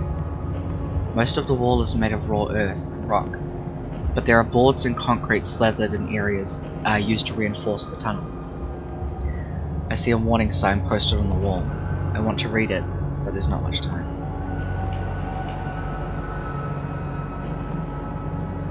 I'ma read it. Hold on, Dennis, I have to read. Warning. Authorized personnel only beyond this point. Trespassers will be prosecuted to the full extent of the law. Absolutely no exceptions. Well, glad we got that out of the way, now that everyone's dead. After only a few steps, the pain in my body intensifies. How stupid was it I turned down those painkillers? You should have pocketed them! I look up, and when I see the tunnel ceiling is less than 6 inches over my head, claustrophobia freezes me for a moment. The ceiling is not as high, and there is barely enough room for Dennis and me to walk side by side. His eyes are half closed, and he looks on the urge of passing out again. It's okay, I tell him. We're almost done. A little further, okay? He shakes his head and says, I'm sorry, Roger. I don't think I can go any further. I lower him to the floor as easily as I can and let him rest. I'll be back, I tell him, hoping it's true. The switch should be down here somewhere. I give Dennis one last look, and then start down the tunnel ahead of me. I look up, and when I see the tunnel's ceiling is less than 6 inches over my head. I read that, what? Okay, claustrophobia freezes me again. Still, it is much better than facing the monsters above me. I wonder then, walking through the darkness where they came from, is this portal still open? I keep walking into the darkness, and within 5 minutes, the glow of red lights from the elevator is diminished. It is almost completely dark as I hold the gun in one hand and reach out to touch the wall with the other. Feeling the gun on my palm anchors me to reality, to sanity. I'm not in some boundless abyss, but still in the real world, for a little while longer at least. I recognize that I'm marching to my end. As much as I wish I weren't, that's not surprising. From the moment I saw what those creatures could do to time and space, at least a part of me knew that death was inevitable. Before I have time to wonder what will happen to me, I see a light ahead. It's nothing more than a speck of blue light, but in the darkness of the tunnel, it's like a lighthouse in a stormy sea. I slog forward, my eyes straining to focus on that little light ahead. From somewhere ahead I start to hear something that sounds like water. It's trickling lightly, like a leaky faucet. Faucet. Goddamn. And behind that, there is something that sounds like wind. A light breeze through an open field. And a voice. Anywhere else, the sound would have been pleasant, but in here, in the blackness of the tunnel, they're menacing. Hello? My voice doesn't echo like it should in this small space. It weirds me out even more than the lack of response. I cock my head trying to concentrate. It's then I realize that I can see the tunnel walls now. This is odd, as I wasn't able to see them a few seconds ago. This is different from the blue light at the end of the tunnel. It's then that I see a light shimmering in the air. It looks like a foggy mirror. It looks like a foggy mirror steamed over after a shower. It's moving, dancing in the air like some abstract firefly. It's not menacing like the creatures, so that threat is nulled. It's peaceful, serene. I watch as the shimmer branches out and becomes 2, then 3, then 4. They shake out in different directions, tracing the tunnel walls. Are these shimmers the doors of another dimension that Strickland was talking about? Suddenly I'm surrounded by light above and below me, and realize there's no avoiding it. The question is, how am I going through?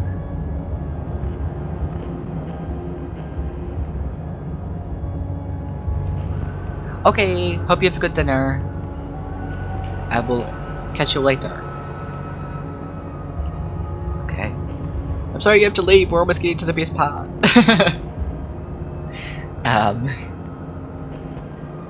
Let's go feet first. Unable to resist, I step forward to where the tunnel wall should be. When I do, those shimmering lights branch out even more, before connecting in one perfect circular form. They are hypnotizing, so much so that I don't realize that the tunnel walls are vanishing. I feel something like wind, and a brief electrical pulse pass through me as the lights take me. There is then a very gentle pushing sensation, and I somehow know that I'm being expelled. I have passed through something, maybe the lights, maybe the tunnel walls, I don't know. But the shimmering light fades a bit. The shimmering lights fade a bit, still dancing in the air, but no longer as large and branching out. And as my eyes adjust, I see right away that I am no longer standing in a dark tunnel far beneath the hangar. I have no idea where I am. I'm just somewhere else, and I'm terrified. To another dimension.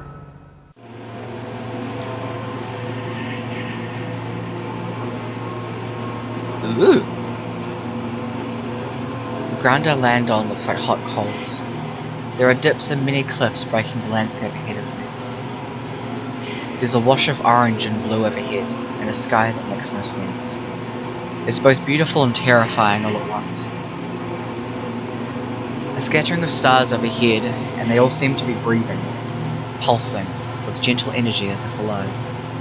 I can't tell if there are clouds in the sky, because everything about it, from the colours to the trembling horizon line, seems to be amorphous. Everything is knitted together, living. I stare a moment longer and I can swear I feel the sky breathing. Far off to my right, I see what looks to be a plume of fire, small yet bright, with no source of fuel. It looks as if the ground itself was creating the flame. Several more of these flames dot the landscape further out. The air is thick and muggy. Then I realize something horrible. I don't know if what I'm breathing here resembles air at all. In a place like this, one of impossible beauty, but also very stark horror, my mind doesn't know what to do. A wave of nausea comes over me, and I think I might be sick. I'm not sure if it would be better to fight, or give in. The white light that brought me in here is nowhere to be found. Is anyone else even here? Is there any way to escape? Yelling has helped me so far. I take a deep breath of whatever otherworldly gas is filling this plane, and belt out as loud as I can. Hello? Hello? Is anyone else here? Anyone? I hear a voice in response. It's faint, distant. I turn and hear it coming out of one of the massive crevices along the ground. Inside of that crack, about 10 feet down, a very pale man lies on a ledge. He is human, but looks close to death. He is in the center of a large pool, of blood, and his left leg has been twisted and torn in an unnatural way. As I walk to the ledge, he looks up and sees me. Help me, please, the man says. His eyes are wide, although everything about him speaks of weakness. He's close to death or insanity, or both. Who are you? I'm Dr. Kahana. He strains to get it out. I work in the facility. Please, help. I want to know more, but it seems cruel to steal what looks like the last breaths, just answering my questions. I'd love to try. Oh, I'd love to, I respond, but I don't know where the hell I am or how to get back home. The light. It's a doorway. It might take you back to the facility. Where did it go? They come and go. They'll be back. Now please, help me. I desperately want to help, but there's no way I can reach him. This ledge is too far above the pool of fire. I don't think I can get to you, I say. No, it's not what I mean, he replies. His eyes are on the handgun, but I almost forget I'm still holding it. I realize what he wants and I shake my head. I can't, I say, I can't do that. Please, he pleads. Those things, they have others that came here with me. I got dropped along the way. They'll be back. They'll be back and they'll kill me. That, he says, indicating the gun, will be more quicker, less painful. I can't, I repeat. Please, look at my damn leg, I'm dead anyway. About to refuse him again when I hear an all too familiar static sound coming from another crevice behind him. I hear another one of those shrill noises, and then watch as one of the monsters materializes up out of the neighboring crevice. Two more come out after it, then a third, then 5, then 10. Soon I lose count, as what was just a few turned into a flood. And now I suddenly understand the man's reasoning. A bullet would be mercy. I check the gun and see that I only have 1 round left. I can use it on this guy, but I may need it for myself later. From beside me the man pleads again. My God, he says, the waver of lunacy in his voice. Please. I can't let him suffer.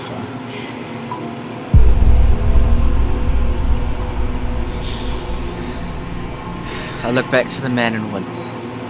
I know it's the right thing to do, but my finger resists. With a roar of disgust, I level the gun towards his head and turn my eyes away, and then pull the trigger. Your aim is true, and the man crumples lifelessly to the ground. It's when I see the shimmer wavering to my right, in the direction I originally came from. I look back to the monsters and see that they've now noticed me. Some of them begin floating up the walls of the crevice. They're less than 10 feet separating us. The shimmers of white light are within arm's reach, its movement reminding me of a fish in an aquarium. Excuse me. I reach out and feel myself be accepted by them again. I feel the sensation of wind and wait for the feeling of being pushed back into the tunnel in the facility. But it doesn't come. This time.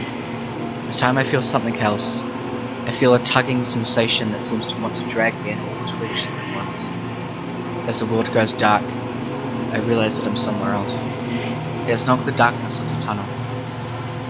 It's the darkness of a total void.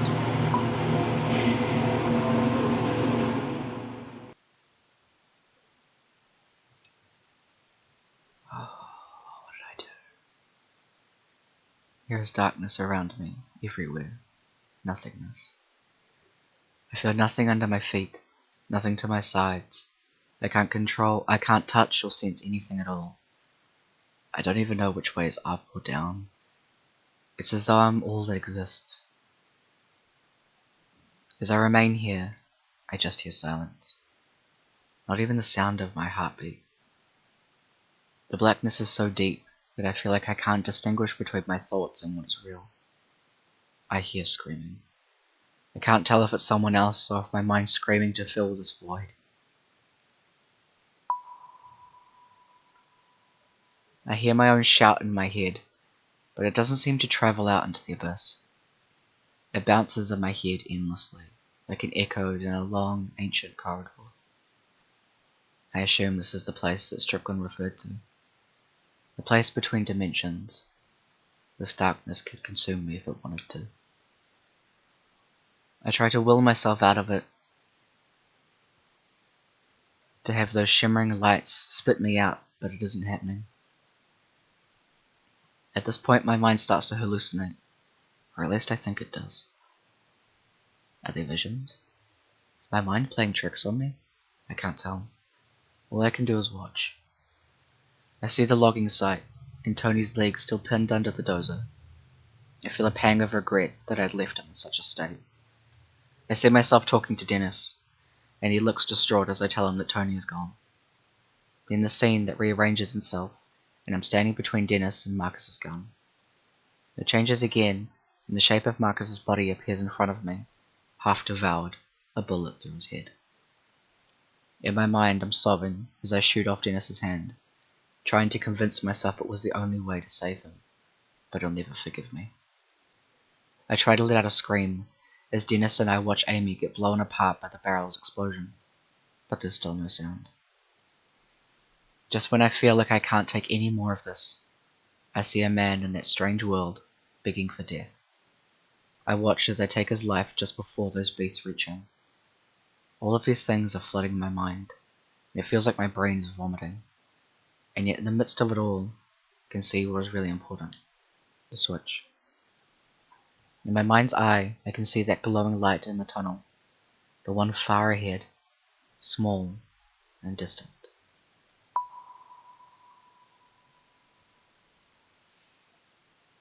I focus my mind on the tunnel, and the image of that flickering light, with a mental effort so strong that it's nearly a physical motion. I make myself envision that little light in the tunnel, as if it were right there in front of me.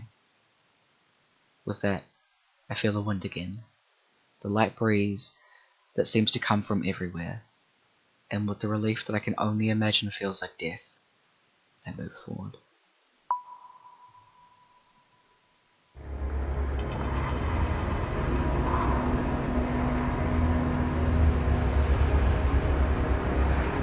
I'm ejected from the void and I'm suddenly standing in the tunnel again. I let out a wail of triumph that turns into a bout of weeping. The weeping only intensifies when I see that light up ahead, a flickering blue light. Somewhere behind me I hear a crackling noise, but I can only hope they haven't reached Dennis. But it's too late to even worry about that. After coming this far, I'm not about to turn back. I feel like I can listen to get a better read on where they are, or I can just make a breakthrough. I don't even bother looking back, there's no time. Instead I run with all of my might straight ahead, focus on that little blue light ahead of me. As I run I see a different light, a white one, flickering in my peripheral vision. It's another one of those shimmers that go to other worlds. They seem to be appearing and disappearing with more frequency now. Strickland was right. These things could reach the surface soon, unleashing more monsters. This thought makes me refocus on the blue light, the man-made light, the switch. The blue light gets closer, and as it does, I can make out a square shape around it. It has to be it. The familiar static scream of a monster is much closer now. I have to be quick. I grip the gun tightly, regretting my decision to use that last bullet on the man in the other world. Looks like I'll be using this as a bludgeoning weapon. Fuck that sentence. I rearranged it. I run ahead into the darkness, and my eyes locked on the switch that I assume is going to kill not only the creatures, but myself as well. As I approach, I see the lever. It's covered in a glass box that I'll need to break. The blue light is directly beneath this, a highlighting series of tubes and wires that snake into the inner workings of the device. In the middle there is blackness, not like a dark coloured part of the machine, but a hole in reality. It looks like some sort of illusion, and all the while I can hear the static of the creatures coming up dangerously close. I have no idea how much time I have, especially last. Click it! I draw back and I draw back the stock of the gun and smash the glass box that houses the lever. The glass shattering is like music to my ears. As I reach out for the lever, my hand grasps it. Without warning, I feel immense pain course through my body. It feels like fire racing down my back, causing me to fall to one knee in agony. There is only one of them. There's only one of them that I can see. The blast is horror. Let me try that sentence again. There's only one of them that I can see. It blasts horrible static noise at me, and I ready my gun. With no bullets left, I get ready to use it as a club. I try to strike. The monster bats the gun away, warping it into an S shape, and then follows up by swinging it as appendage at me. The sting of its touch forces me back against the side of the cabin, my face striking the wall hard. My jaw crunches and I feel a sharp pain encompass my head. Then the creature is upon me again. Its tentacles melt into me and I scream. I can't help it. I sound like a wild animal. I can try to keep fending them off, or I can go for broke and just focus on the lever. Creatures be damned. Creatures be damned. I put all my strength into my legs. The moment that the monster in front of me draws back its eel-like arms to grab me, I pivot backwards. My back strikes the machine, sending agony rocketing through my body. I'm so thankful I broke the glass before this moment, before the coming violence. I stretch out and grab the lever. With one last desperate scream that shreds my voice, I jam it down. The tunnel is suddenly filled with a flash of intense darkness. It then expands from the switch, swallowing the matter around it. At first, I'm sure this is the end of me. I expect the darkness to consume me, followed by death. But then there's another shimmer of dancing white light as it appears next to me. There are more of those streams of light, rips in space like the ones that previously sent me to the other ungodly world and the void. I wish nothing else but to die. I try to escape into the shimmer. When that stream of light envelops me, the expanding darkness of the switch is gone, and I feel a huge push. 1 second, does I need to cough?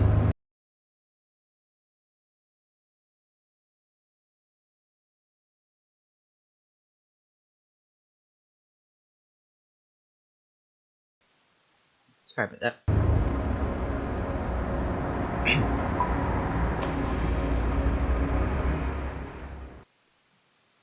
Ooh, pretty.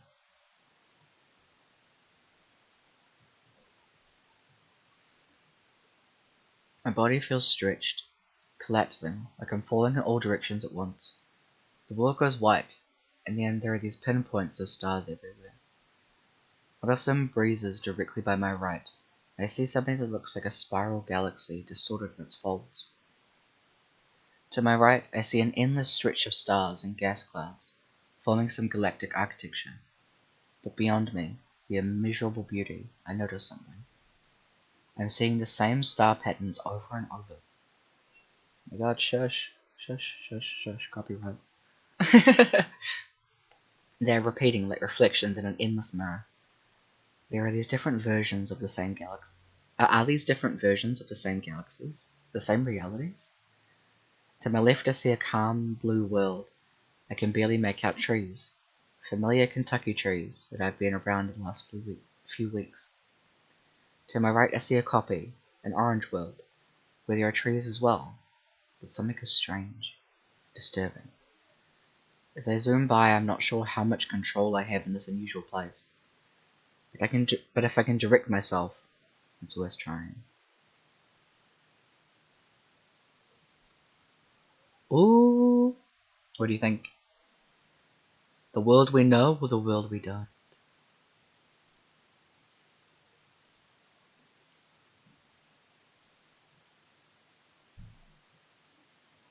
Because what if you go out into the other world and you don't have Dennis there? A world without Dennis.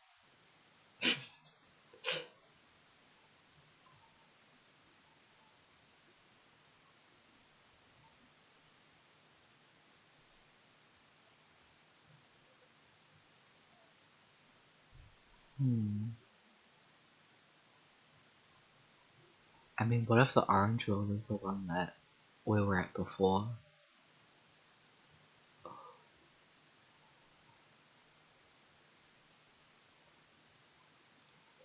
So the blue world. The blue world is a lost cause? Really? Why do you think that?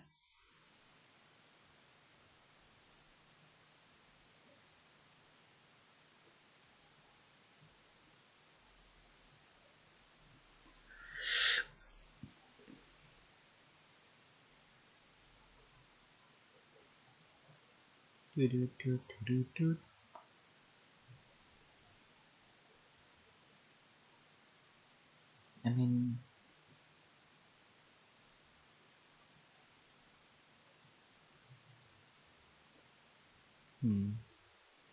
Okay.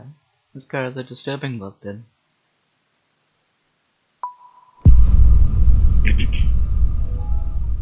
Shh. Don't interrupt me. I try to focus my mind on heading towards the orange world, not knowing what to expect. My breath escapes me for a moment. Everything is dark and peaceful, and nothing hurts.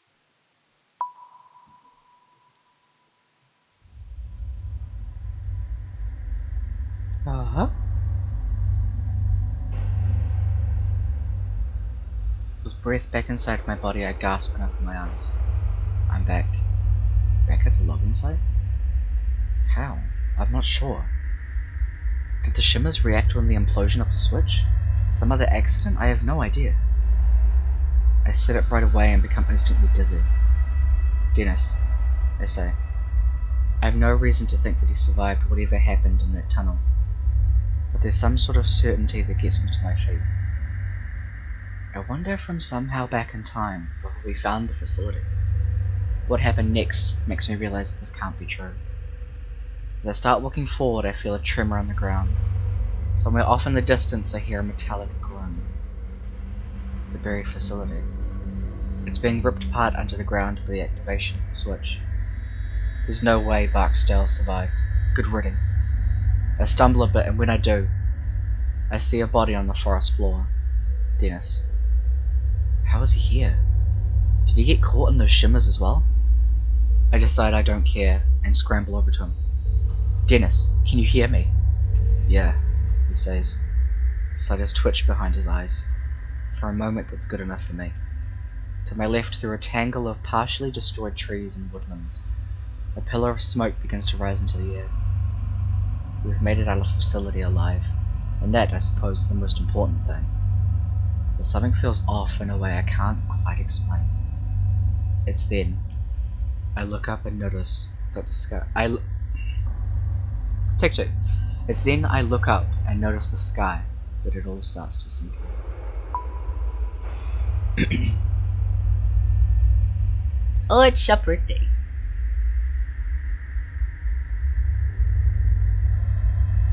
There's something different about it. Something's not right.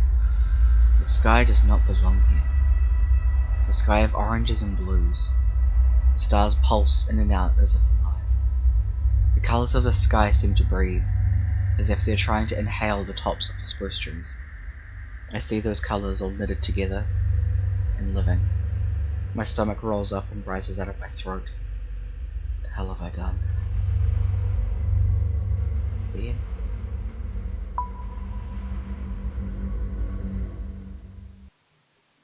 Oh boy.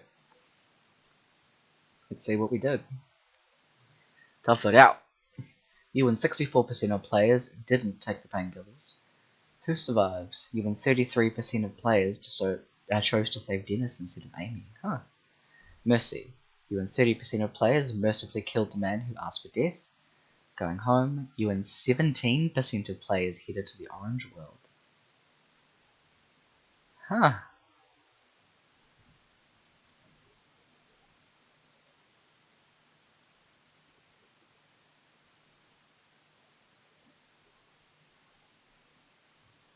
Alright. Well, damn. That was buried. It actually took exactly as long as I thought it would. It's 8 PM now. That's really cool. So I think by going into the Orange World, we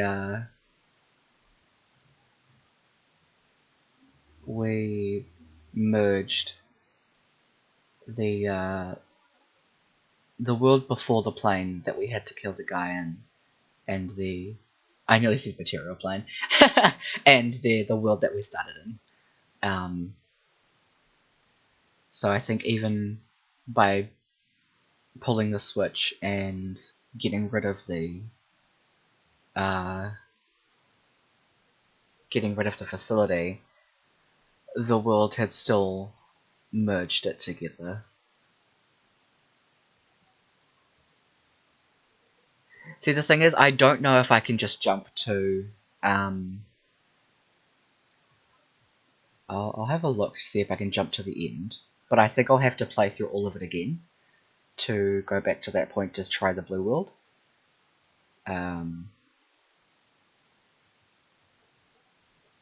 Yeah, I have to play through the whole thing again to go back to that blue world point. I'm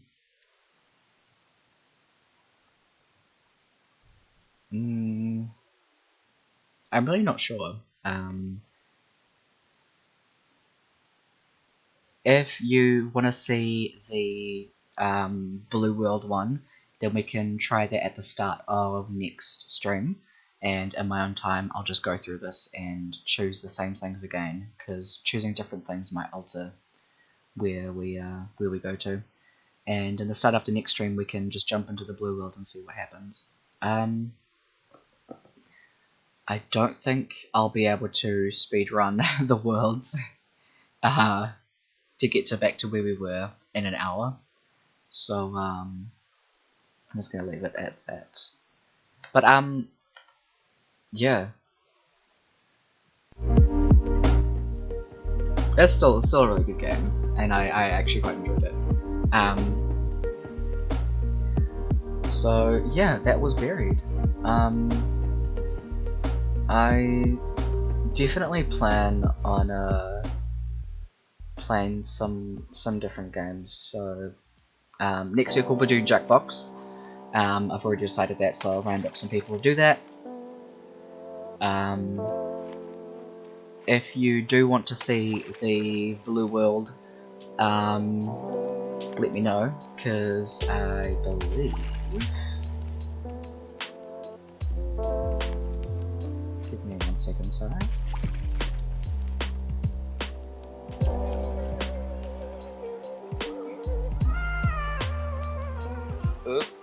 Nope. Okay, cool. for reasons, because this isn't my art, I'm just gonna put that back up there. So, in... oh my god. In Twitch, if you scroll down where all of the things about me, the rules and all of that are, there'll be a suggestion box. So if you want to see the Blue World ending, chuck that in there, or leave a comment on YouTube video, let me know. Then I will go through in my own time, and before next Wednesday we can suss that out and have a look at it. But yeah, after Jackbox, I am not sure which game to play. So a couple of the ones that I did want to try are still story-based games. So I will have a look if I can do this.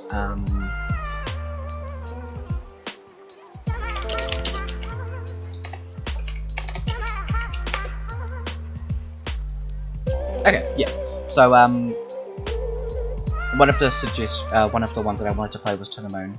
So I can type in a bunch of suggestions in there, and if you want to see them, give them a thumbs up, and I'll be able to have a proper look at them, see if there's anything that I can prepare this a little bit before. But yeah, the video from this will be up on YouTube tomorrow. I am looking forward to doing that because Jackbox is always a good time, always a good laugh. And I think I might just end the stream a little bit earlier today, unless you guys want to hang around and chat. It is completely up to you. I will add a couple more suggestions in the suggestion box, so keep a lookout for that and let me know. There is also the Discord below if you wanted to check that out, and I think I'll have to double check. Where's my Discord?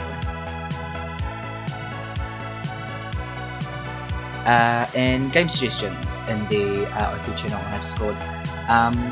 Just check down a couple of other games if you want to see them.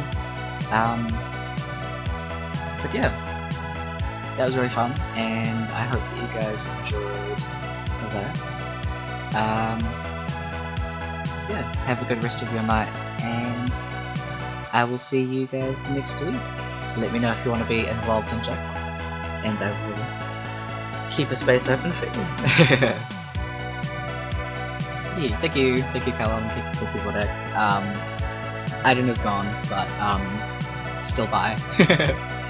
So instead of forever, we'll do this. So yeah.